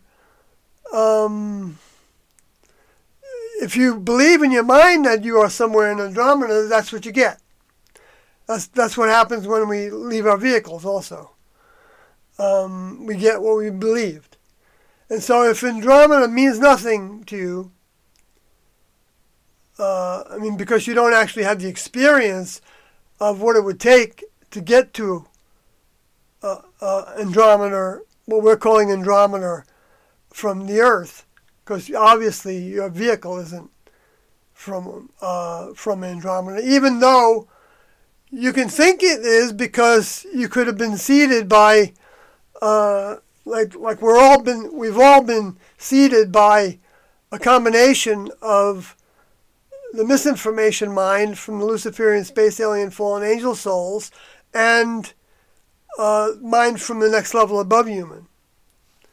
So that's where somebody can actually know that they are from a different star system, because Doe said that individuals from all these different planets were required to come to the Earth to go through, to choose whether to go through the eye of the needle, so to speak, the lesson program of overcoming the influence that the Luciferians gave into to go against the next level because of, or they would just be actually in the same place where the Luciferians are.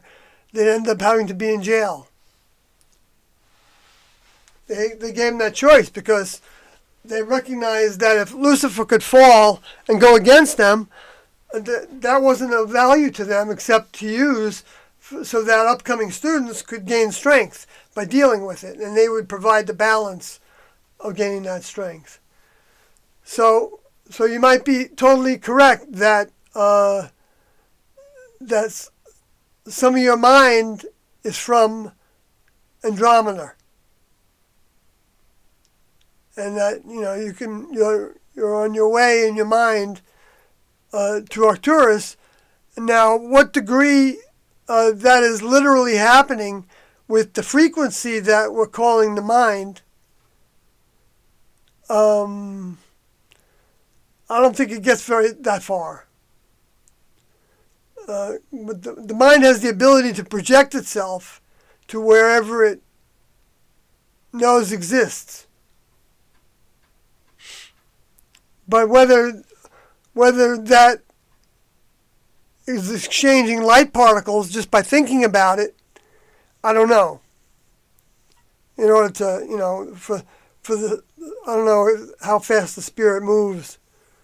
And whether spirits are limited, no. Actually, this is very clear. According to Tiendo, spirit doesn't leave the earth. The only spirit that leaves the earth is the spirit that comes from the next level. And then it leaves the earth by just leaving in their spacecrafts that we don't ever see. Or they can leave by converting a human vehicle into a next level vehicle that can then lift itself above the ground and still be physical, and very dense physical even, into the spacecraft that they would travel to another location through. And that spacecraft can be right there, but it can be close enough that it looks like a cloud in the depiction. You know what? I got to get some more water. And I'm going to want to wrap this up, I think, soon. Excuse me.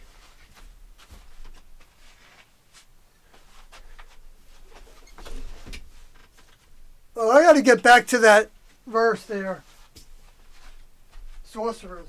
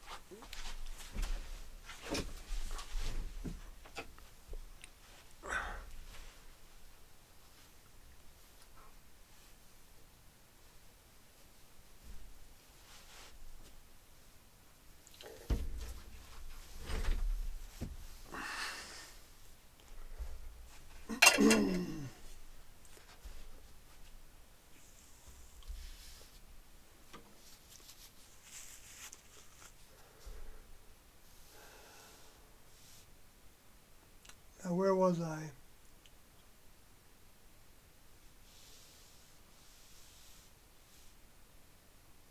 This sounds like Buddhism, says Jesus Christ in the chat room. Buddhism has. Doe said that Buddhism is like is to Hinduism as Christianity is to Judaism. And that because of the removal from the world, and becoming an ascetic and depriving one's vehicle of sensual pleasures, whether it's from eating or family life or loving, and what we get from other people when we like to be with them, and sexuality, when we abstain from that. When we do it for the older member according to his instructions, when he's with us, then we're growing. And then when we do that, when he leaves, we continue to potentially grow in that department. So, but anyway, so what else did he say about Buddhism?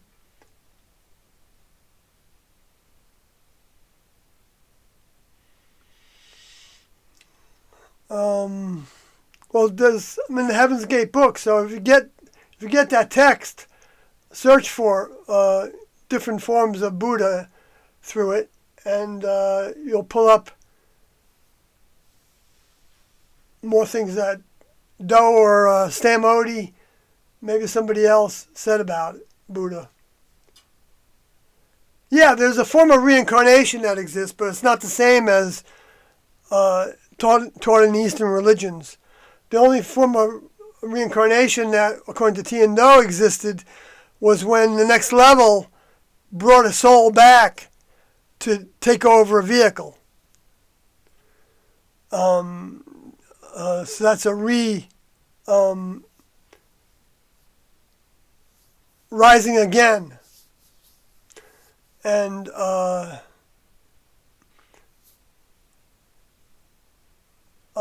then the other form of that is when a human dies, their spirit is attached to the human strain they're attached to whatever degree, and they generally stay in that unless they broke away from that family tree while they were in their life, and then they just end up staying with the ones that they broke away and become joined with.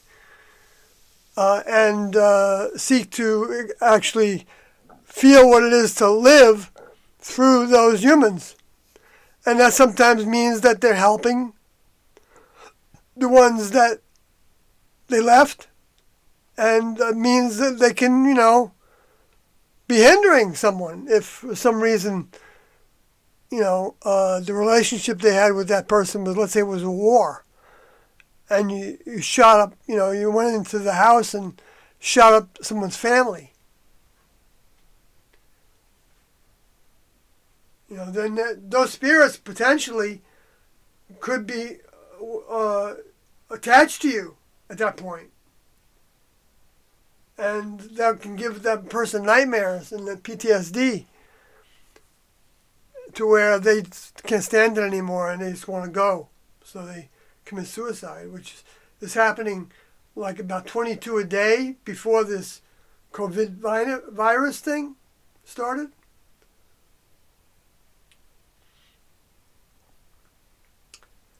They're going to be escalating the numbers, and there's also going to be increased deaths. That's the way it is. That's the spading of the planet. And so, but the government's making it into, medical martial law.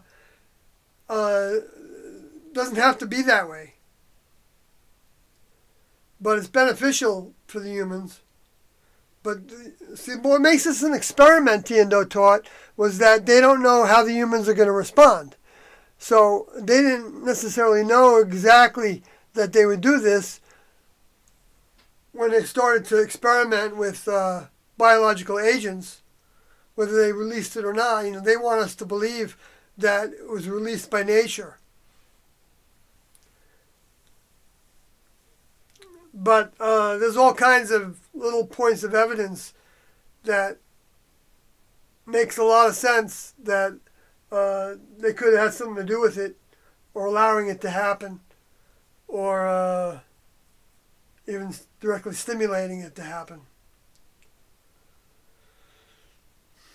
And then already having the spin story for it that confuses the issue. So putting out this information, then, that doesn't make any sense, spins it.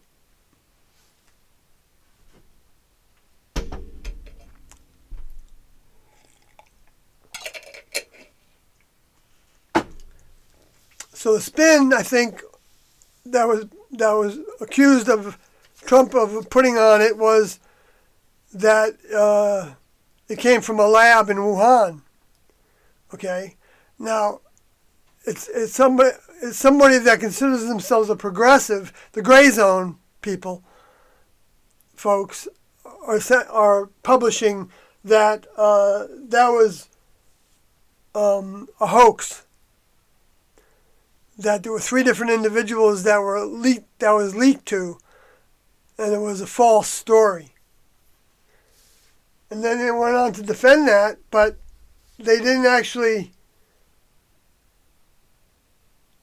address all the other pointers to that possibly being true.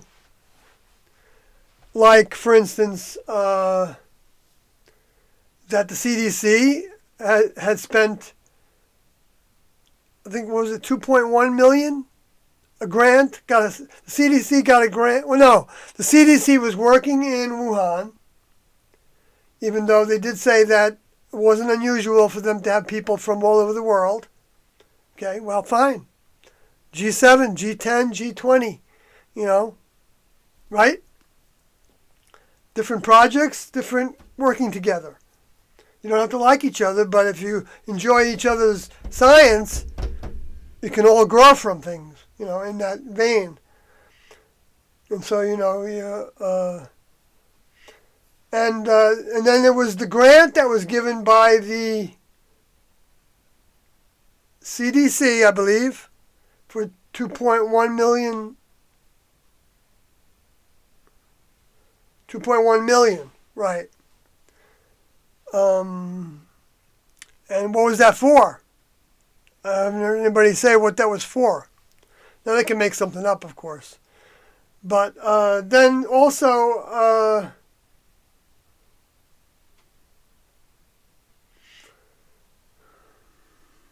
other pointers to them being there.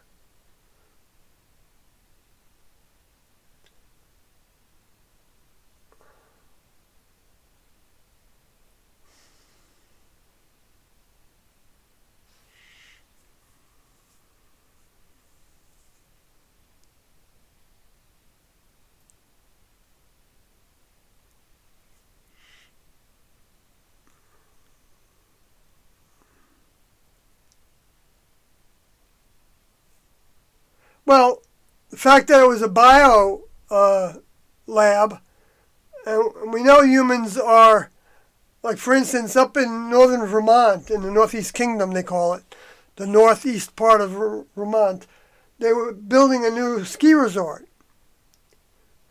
And there's all kinds of a scandal surrounding the funding for it, to make it look like it wasn't even progressing. Although they might have wanted to keep it not occupied, and so while they continued to build underground, that's what I think is happening. I know that's a conspiracy theory, but anyway, but how many times do I say that during a hour or 2 or 3 or 4 hour broadcast? You can have you could put a lot of those in a meme, right? I'm not suggesting that. No value. If you want to laugh at me, fine. I don't care. Just don't talk against the next level's information to other people and saying that it's not true. Because nobody can know that it's not true. You're taking a big chance with one's soul to be influencing somebody up in that, and influencing someone else in that regard. You can say you don't know, or you haven't seen the truth of it yet, then you're not steering anybody. You don't have to have any opinion on it like that. You can just say, I don't know, if you don't feel like you have a sense of knowing it.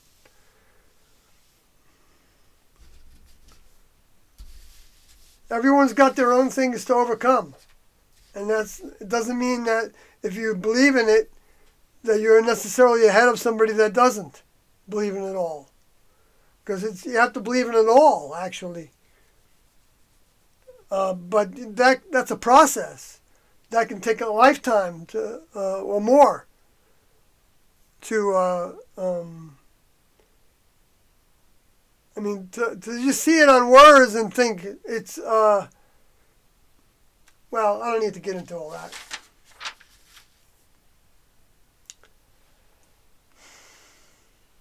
Because seeing it in words is part of, coming to believe in it. When it makes more and more sense.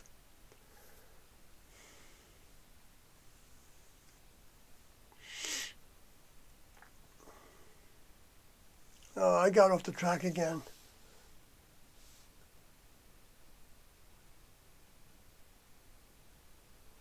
Okay, so 55 Porter, the Remnant Bride based out of Salem, Missouri, has some great insights.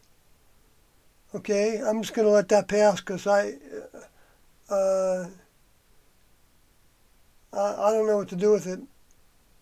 But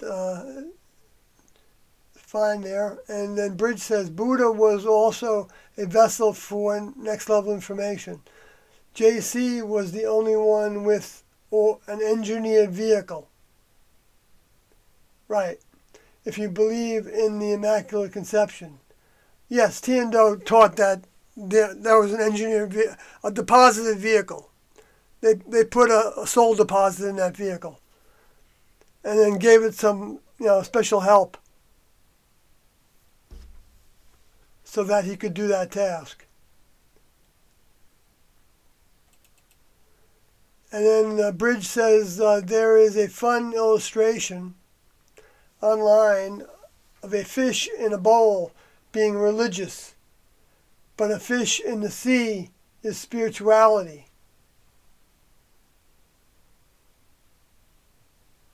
Well, one is like a training, right?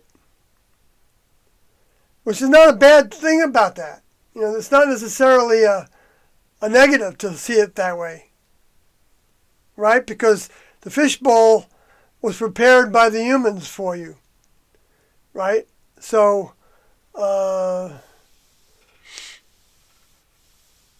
so the fish would then get exposure to the reality of beings that are very different than them and have some kind of control over them, and to give them the food. So you have a good feeling about them. So that can be like the original training of faith.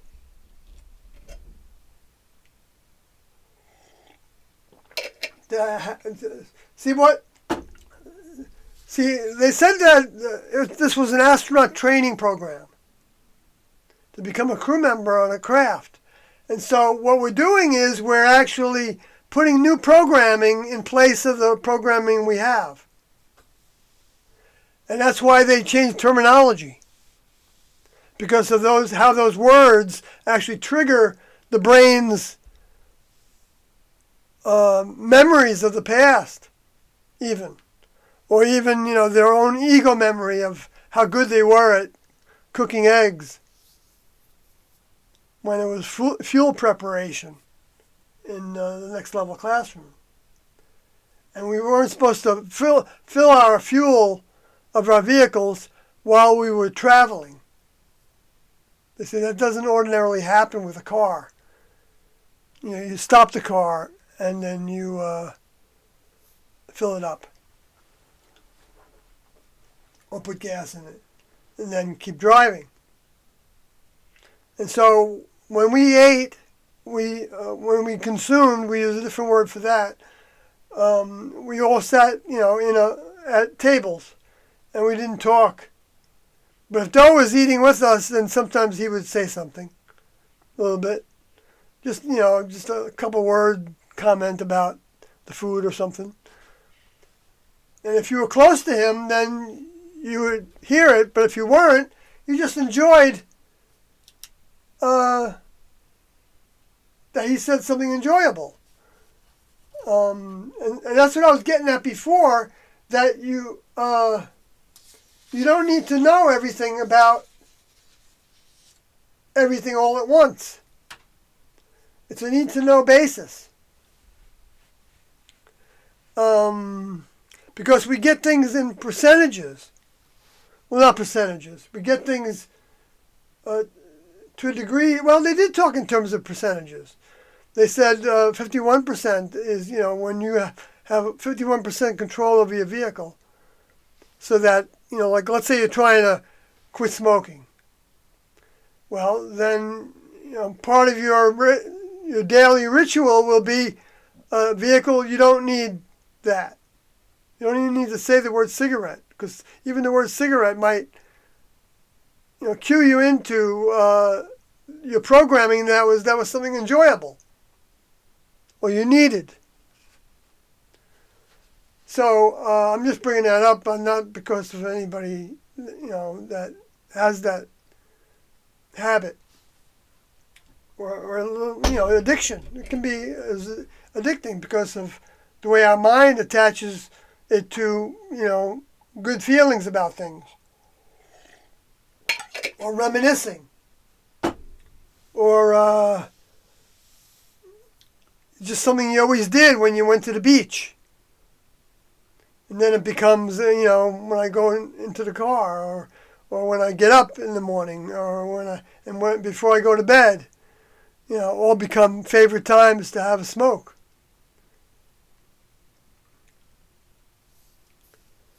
And so in order to progress on that, we got to learn to stop the thoughts when they occur to us. And by changing our terminology could also help with that. And even also thinking about it as an influence, as a discarnate, is very helpful. And treating that discarnate then as something to get rid of. So get away from me, Satan. And we don't have to be harsh on our vehicles, but we can be firm. But if we can get more cooperation out of our vehicles by giving it a piece of candy, they never said that in relationship to stopping from thinking about a habit that we used to have. But they did say that periodically we need to give our vehicle something that's pleasurable that we did in the world. And then the things that they did were, take us. We'd go to the movies. They'd send us to the movies. A couple times we went to the movies with T&O. In the same room. And or you watch a video, and we rented videos, and occasionally Doe would sit with us and watch one. Sound of Music is a good video to watch. T&O's video that they felt like helped them. And when you watch that and you know that they were thinking that Next Level had worked with those producers and everything to come up with that the way it is, to be like a wake-up kind of thing for T&O to describe their task, their overview of their task, then as we're seeing that, we're actually taking in the mind of T&O. Because especially when we relate to the things that were said about that movie, if we have access to that information. I don't remember what they said about it. Let's see if I can remember a few things.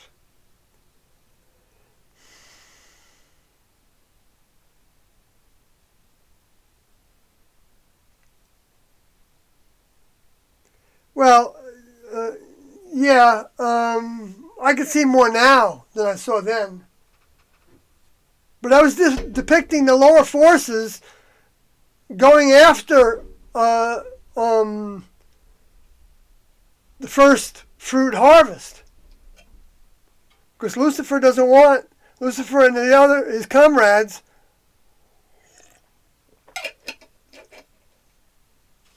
don't want souls to leave. They want souls to become part of their operations.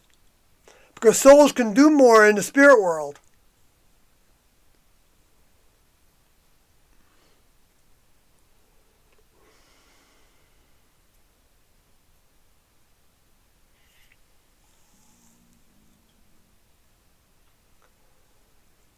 All right.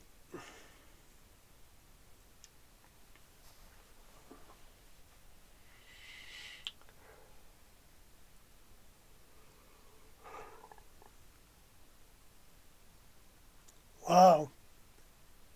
I just had a rumbling.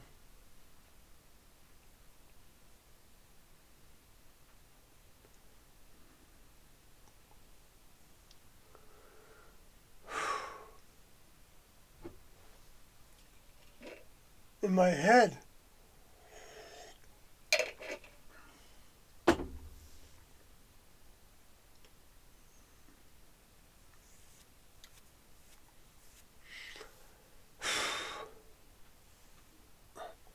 Getting tired. The energy's coming down, so let me see if I can go through some more chats in the chat room.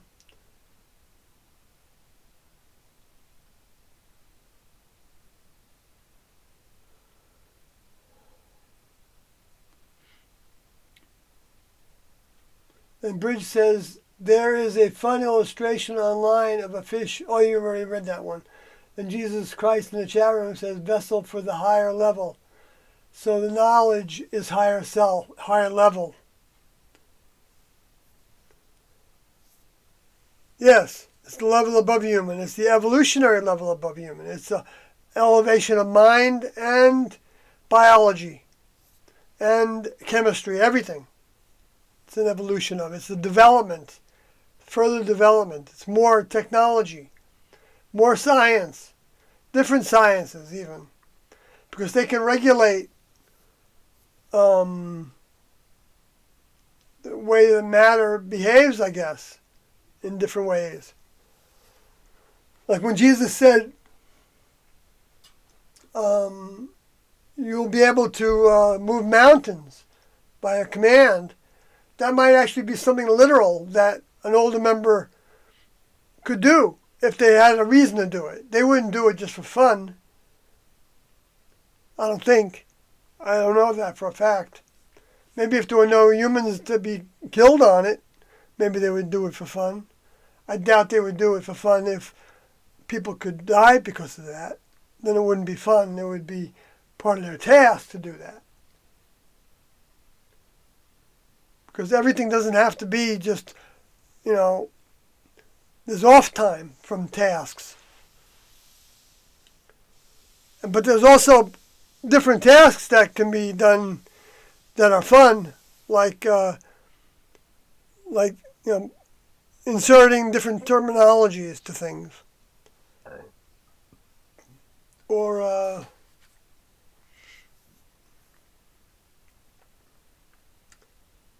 giving someone a sense that they heard that person. Even in the form of a very subtle thought that kind of agreed with it. Or agreed with what you were putting a lot of focus on or something like that. It's not anything that I can be scientific about, but there's just sometimes, it doesn't happen all the time.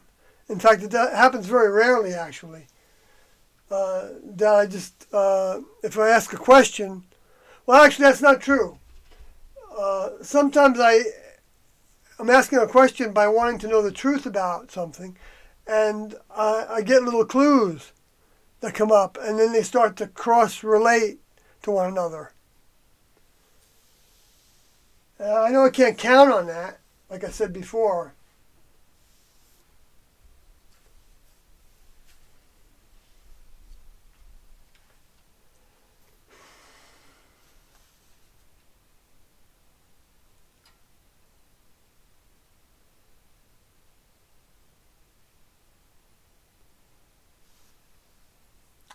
Yeah, I understand that sentiment about the government.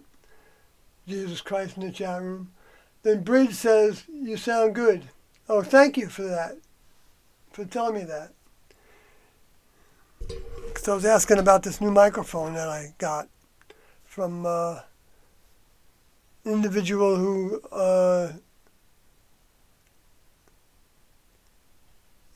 has joined me together on the microphone a couple times on iTunes and Blog Talk Radio. Peter. Anyway, so Jeff says then sound is much better tonight. Oh, cool. Cool. If you need, then Bridge says if you read the Heaven's Gate website, they cover Buddha. Right. Sawyer might be able to elaborate. No, I already kind of repeated some of those things, and I actually made reference to whoever brought that up before, going to the book, Heaven's Gate book, the Heaven's Gate website, and reading what Stan Odie wrote about the Buddha and maybe somebody else. And maybe something that Doe said too, as well, is that I don't know the actual chapter and verse there. Then Jeff says, laughing out loud, next level parakeets. We didn't have them for very long, maybe a month, and we just gave them back to the pet shop. I think that's what happened. I don't know for a fact that that's what happened.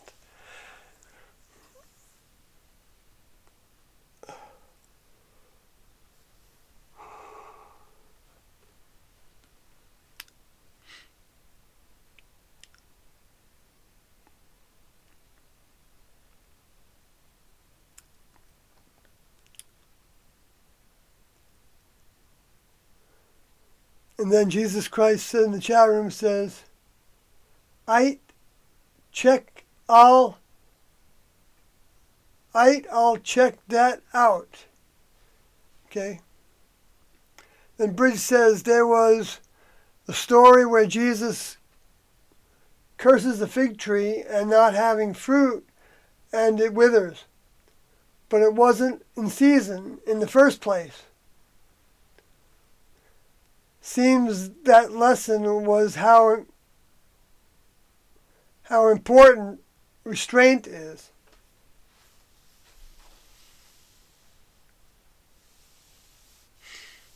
Okay. I hadn't seen it that way, but I can see what you're saying.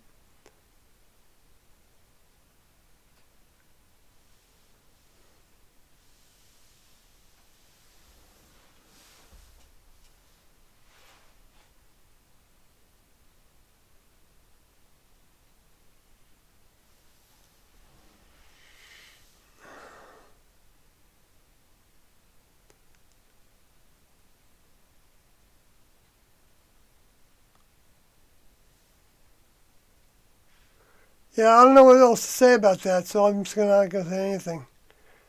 Then Jeff says, did you recruit Song? How were you with her kids when she departed from them? I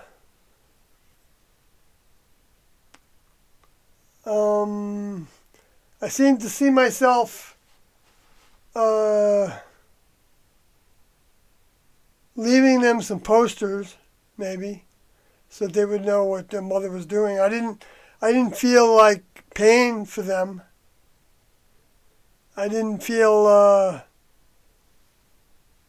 I didn't know what song. So I was smiling from ear to ear. So she was ready. So I imagine they were ready in their own way, even though I'm sure it was difficult for them.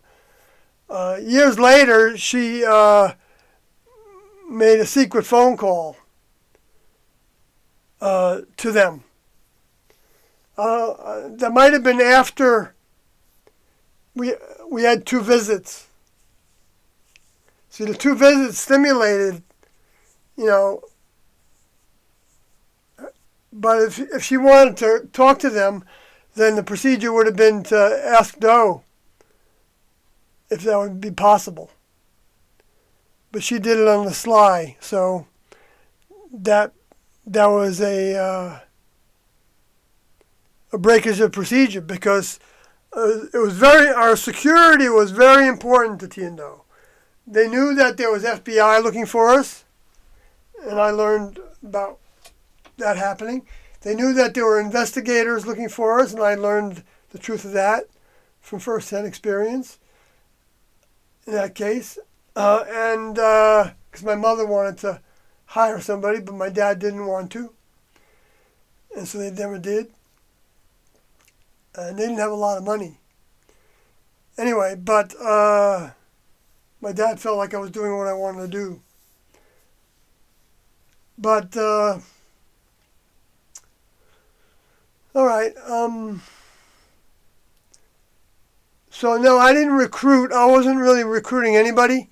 It didn't matter to me if people joined or not. Didn't faze me at all. I didn't. When they would come at the end of a meeting and want more information, what do you do if you believe in this? I would say, well, we went into a meeting knowing where we were going to go next, or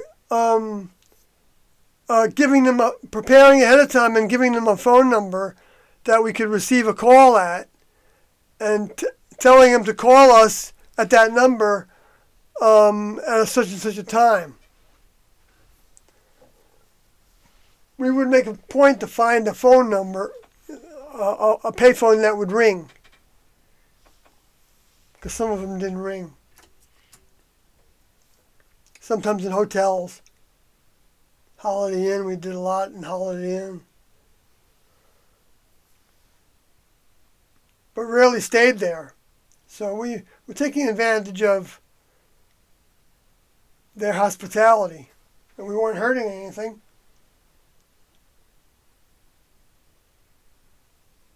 No one was losing money because of it, so it wasn't stealing.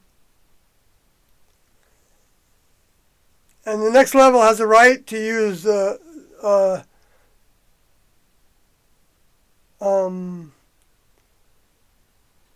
allow the use of things in the human kingdom for their members.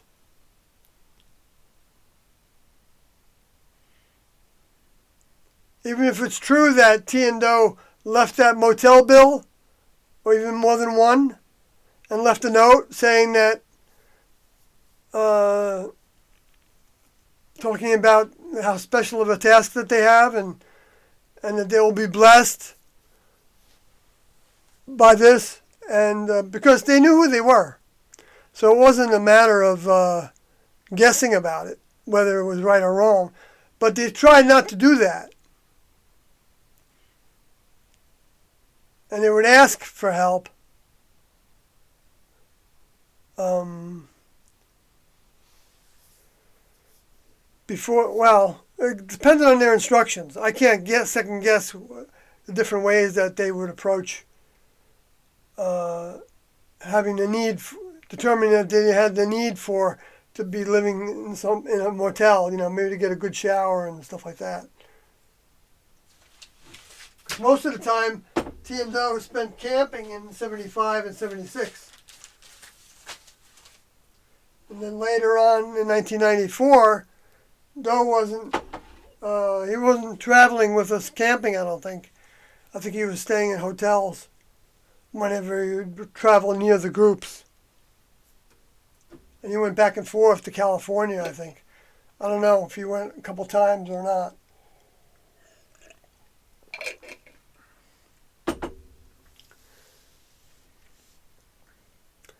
All right, let me... I turned away people in Chicago. I was one of the speakers in the Chicago meeting, and I was one of the organizers because I was an overseer of one of the groups, and Eva Odie was my partner, and Al Odie was also a speaker, and June Odie was a speaker at that Chicago meeting, and we played a Beyond Human series movie session, and we spoke, and we said at the end that if anybody wants more information, stay after and we'll talk with you. And a couple stayed back, and myself and Chuck Odie were talking with him. Oh, that's right, Chuck Odie was my partner there. Even Odie was my partner at 1.2 there. Maybe it changed at that point, one way or the other. But I think towards even Odie. And so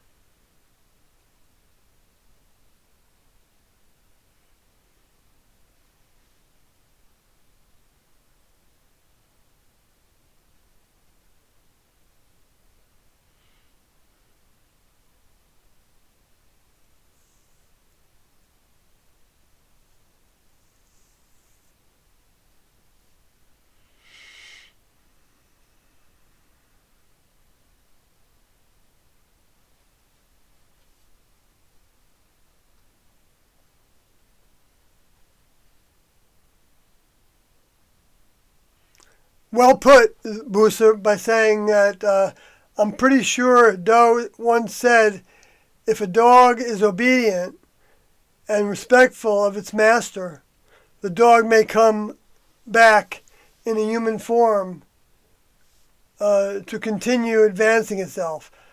The way they said it, though, I think was as in the baby vehicle. They could start to interface with the baby vehicle in that same family. They could. And You had the May in there. It's great. I mean, I'm not, I'm not your corrector, but I do feel obligated to pass on those kind of things because it helps teach us. I mean, it helps teach ourselves because we are teaching ourselves now using Tiando's criteria. So I get, I'm facilitating some of that. Oh, I'm going to get it now because I'm saying that. That's the way it goes. I mean, if it's something that somebody wants to know about, then and they're learning from it, then yes, then I'm the instrument of that. But that doesn't make me a teacher like Tiando.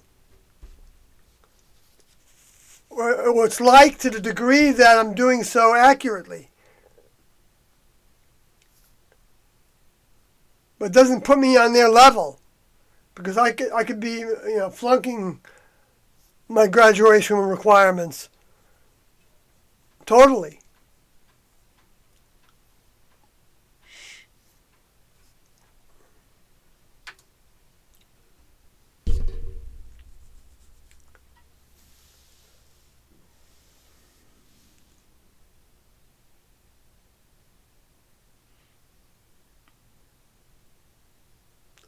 Why did you leave in '94? Because I wasn't abiding by as much of the discipline that was required to overcome this vehicle and human mind's addiction to sexuality with myself. So I was masturbating, and that was against the vows that I had taken. And then I tried to hide it for a few days, and then which was breaking the procedure of not being deceitful. And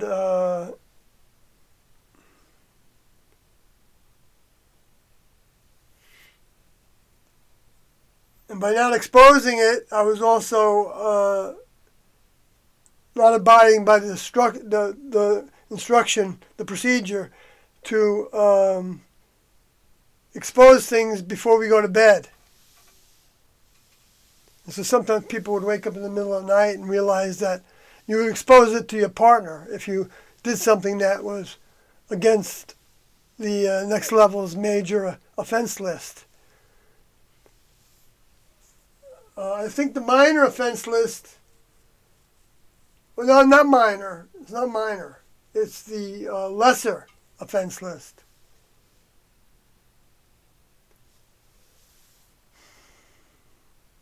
It was the same thing. If we saw that we had a lesser offense, then exposing it right away is good. And then exposing it at a slippage meeting where all the students were and the teachers didn't sit on those meetings. Tiando didn't sit in on those meetings, except to get us started with it. One time, and then somebody would take notes, and that would be sent to Tiando as a report, and they would address things that were said in their next meetings. I'm really starting to wear out. I got one more thing I got to do tonight.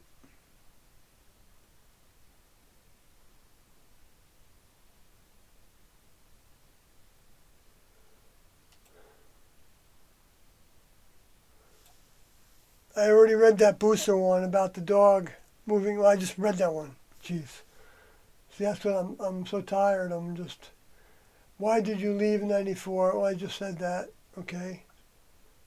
But actually, the reason why I left was because I hadn't been learning my lesson, and it made it harder on me. Carlin told me that, and I could see that. I could understand that it was true.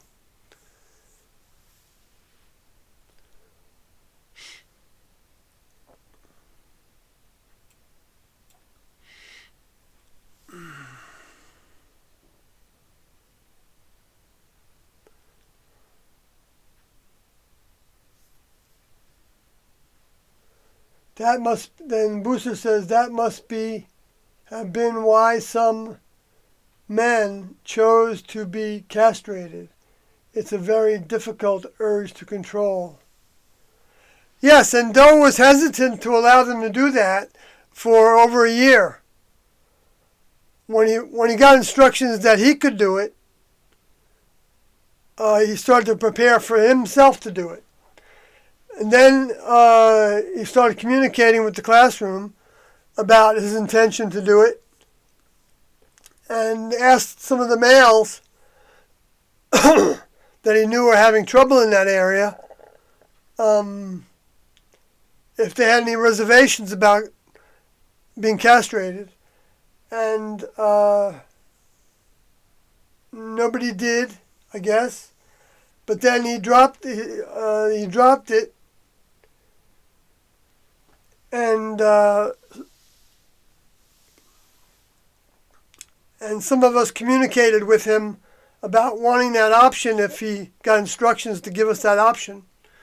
And then a year's time passed, and one day I got a phone call from Doe. I was living someplace different from where he was, and told me that Sorority and I were to get a car and come to where he was living, which is a warehouse in San Clemente at the time. And we were living in Laguna Hills. I think it was Laguna Hills, California.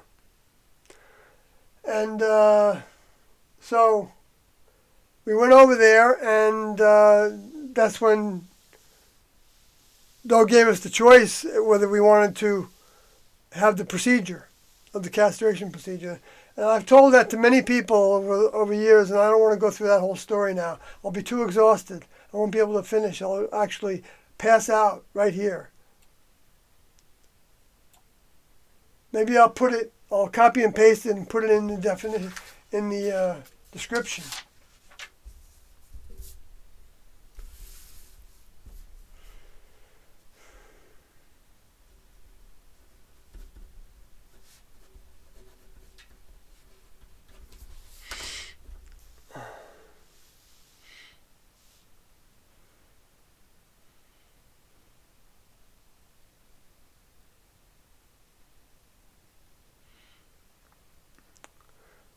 Right.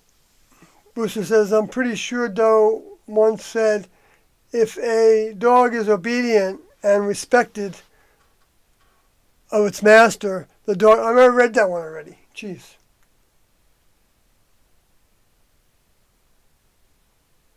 So like 3-stage enlightenment, people, but they don't cut nothing. Right. You have to keep on going through the lesson steps over and over again. So if your lesson step was to overcome sensuality, you got to put into effect the things that will keep that at bay. And then if you also were a little bossy with people, when you wanted things to happen faster, then you got to see that as an influence and kick it out and replace it with the way the next level would work with people, by asking them if they want to do this or that. The tasks and things. If you're an overseer or a manager of that, they never use the word manager. So overseer or helper, or those are the two main terms they use for somebody that had a special task assigned by T and Doe directly.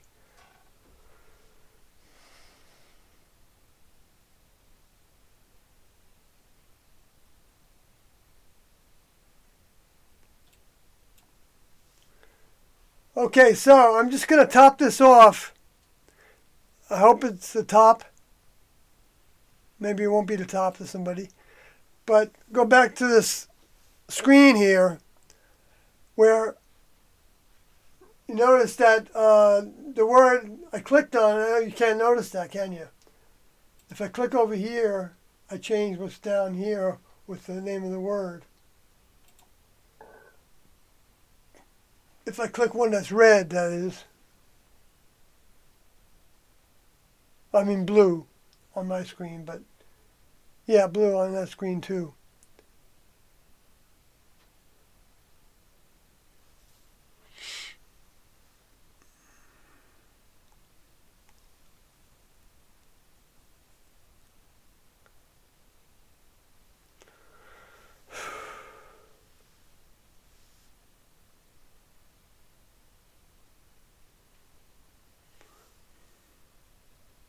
There it is, sorcerers. But the fearful and the unbelieving and the abominable and murderers and whoremongers and sorcerers and idolaters and all liars shall have their part in the lake which burneth with fire and brimstone, which is the second death. So if you look up the word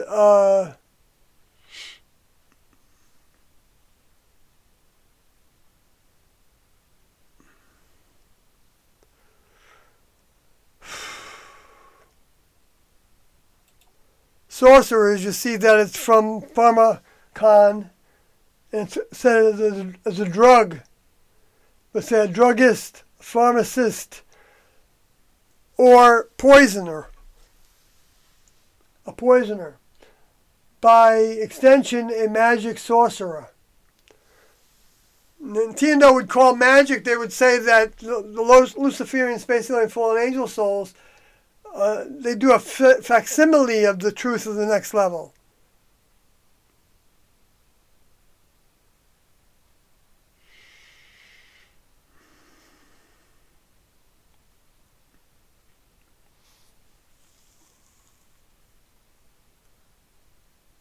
And that's what they're doing now with the coronavirus thing. They're programming us to accept all their explanations for it. And they're missing a whole bunch of them. Like, doctors were taught for years that they hadn't observed viruses crossing over into animals. But they're giving some indication that happened with this, potentially. But they're saying that that's misinformation now. And but they're not saying what the way is. If they say that's not the way it's happening, then what is the way it's happening? Because you can't know what's not unless you know what is. And then you still might not know it's not because it's just you that doesn't know that there's another way of doing it beyond even the way you thought was the only way.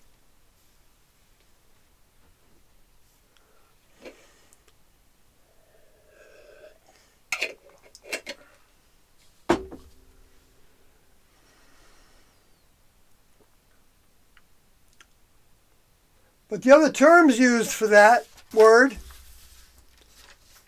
and they called things like the Fatima thing, they called it a trick. And they also said it was a hologram, type of hologram, they thought. That was Our Lady of Fatima, early on, where they also had some bigger, huge earthquakes early on. So the beginning and, periodically in the middle even, and then a big finale at the end.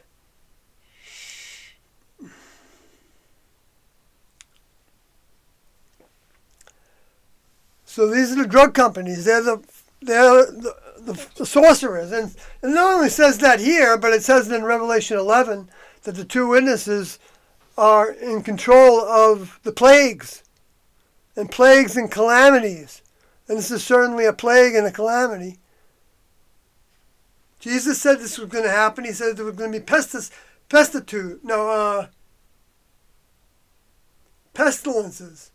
and famine.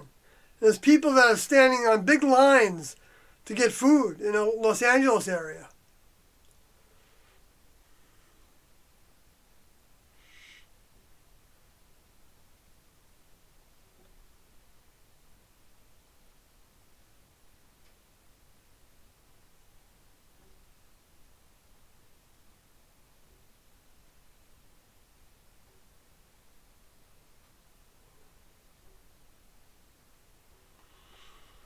Oh boy.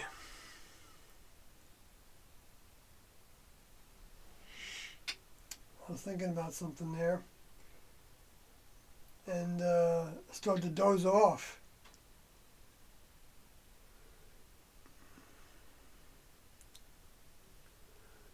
I'll stick with it a little bit longer.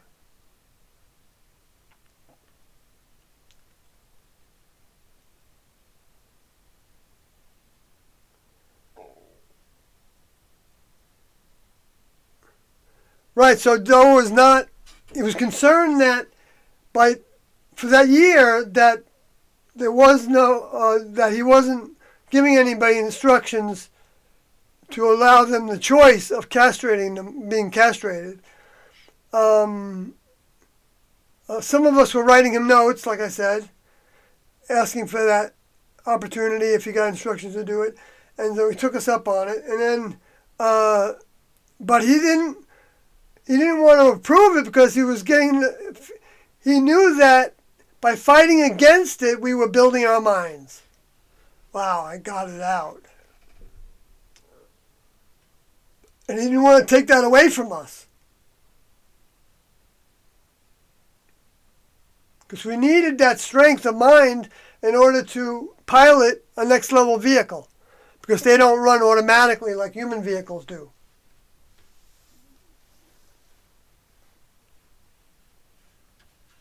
Because the human vehicles, the spirit, the mind is generated from birth. Taking off from where they left off genetically.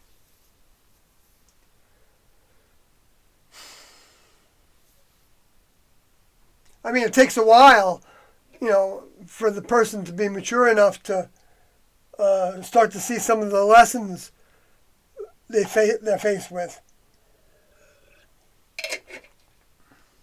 And see if they can do a better job of it in this lifetime. But that can be spirits coming back, because the human kingdom is like a tree. The tree of the knowledge of good and evil is having the choice between good and evil, knowing which is the better choice. That's what that means, I believe.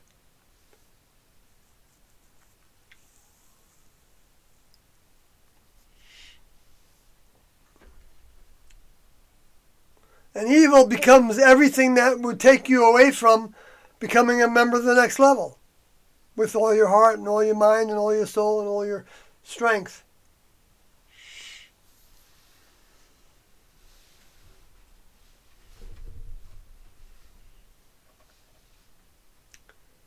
So it is important to get familiar with what Jesus was teaching, so that we can talk to Christians who were the biggest group of people that were prepared for the return.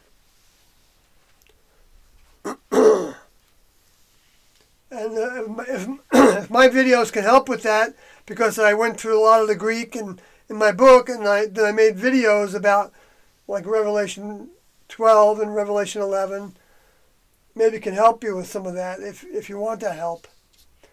If you learn anything new that I wasn't talking about in that, let me know what it is, because I know I could add to it and improve upon it if I went back to it.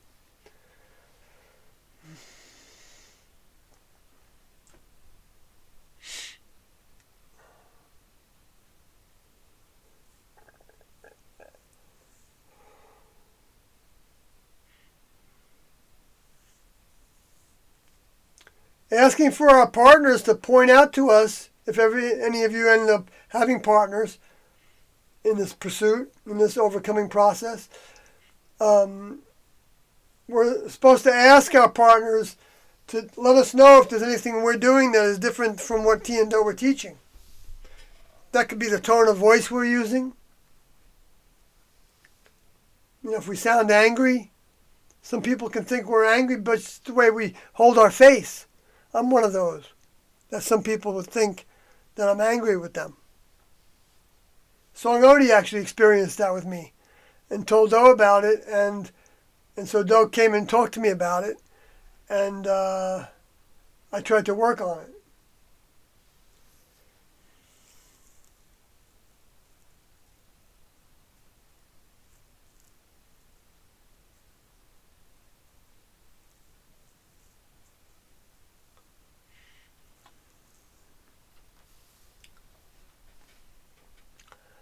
Okay.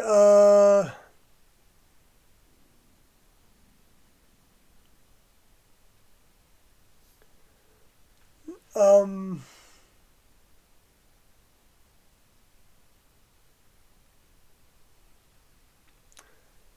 right. Jesus Christ is saying about his Buddhist beliefs. So it's like a three-stage enlightenment, people, but they don't cut nothing off.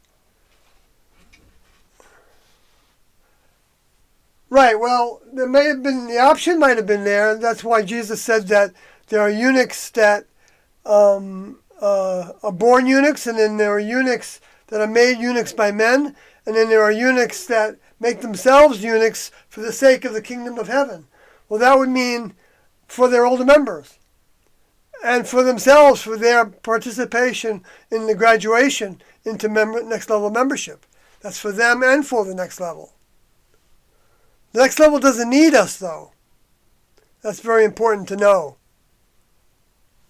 But they're joyed for every new member. There's only thousands of members of the next level, according to Tian-Do, which all that was from Tian-Do.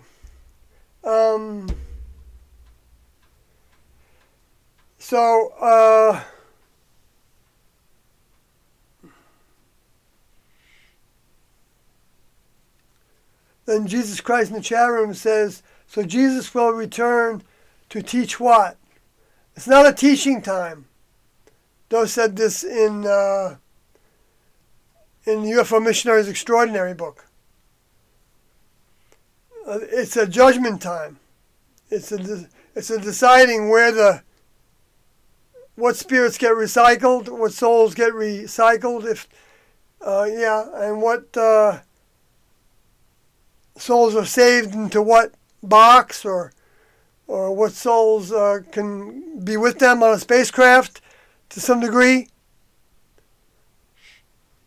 or theoretically even with the older member on his spacecraft.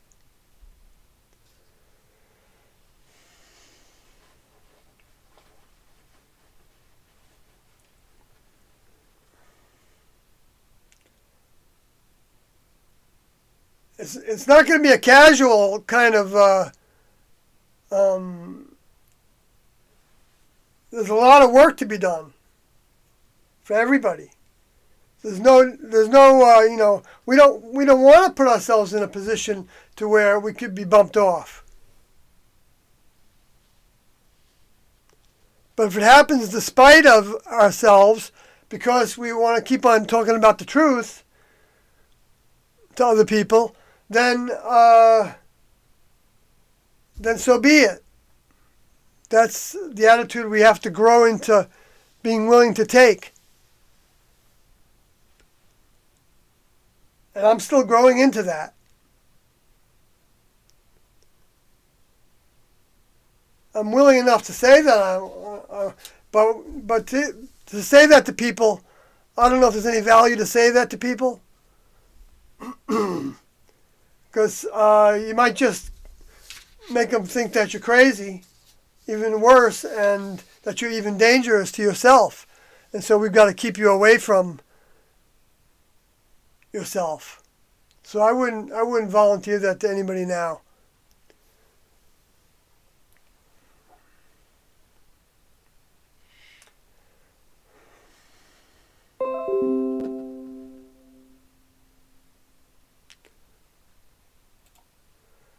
Okay, so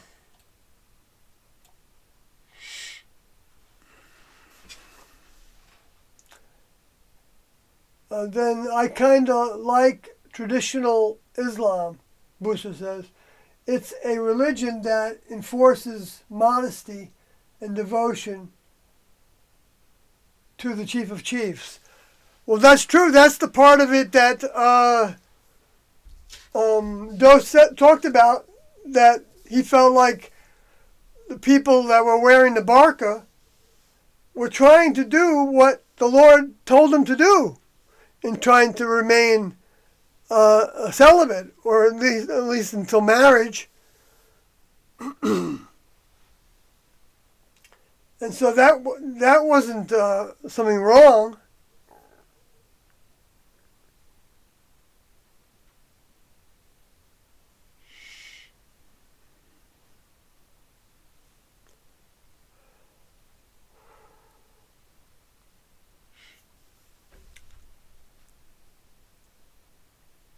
They might be separating from the human kingdom in their own way.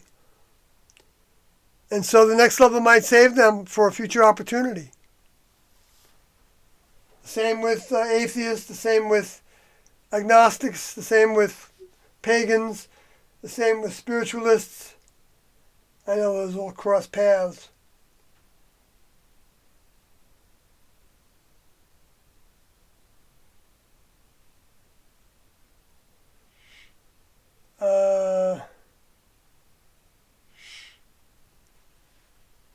So I'm gonna turn in.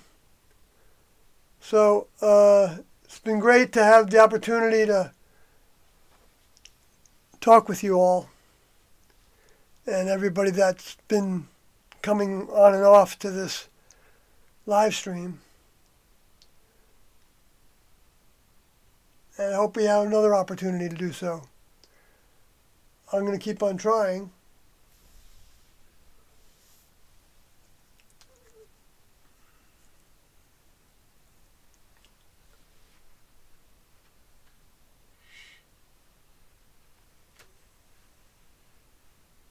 Good night. Mr. John says, good morning, Sawyer. That's right.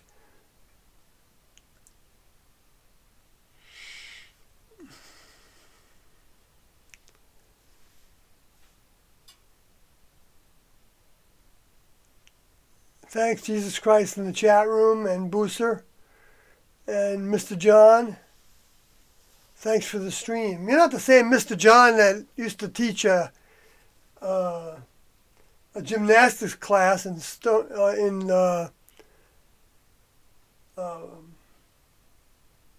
New York on Long Island in Port Jefferson area. That was called Mr. John's. That's where I took my daughter to have gymnastic lessons. Anyway, with that said, good night.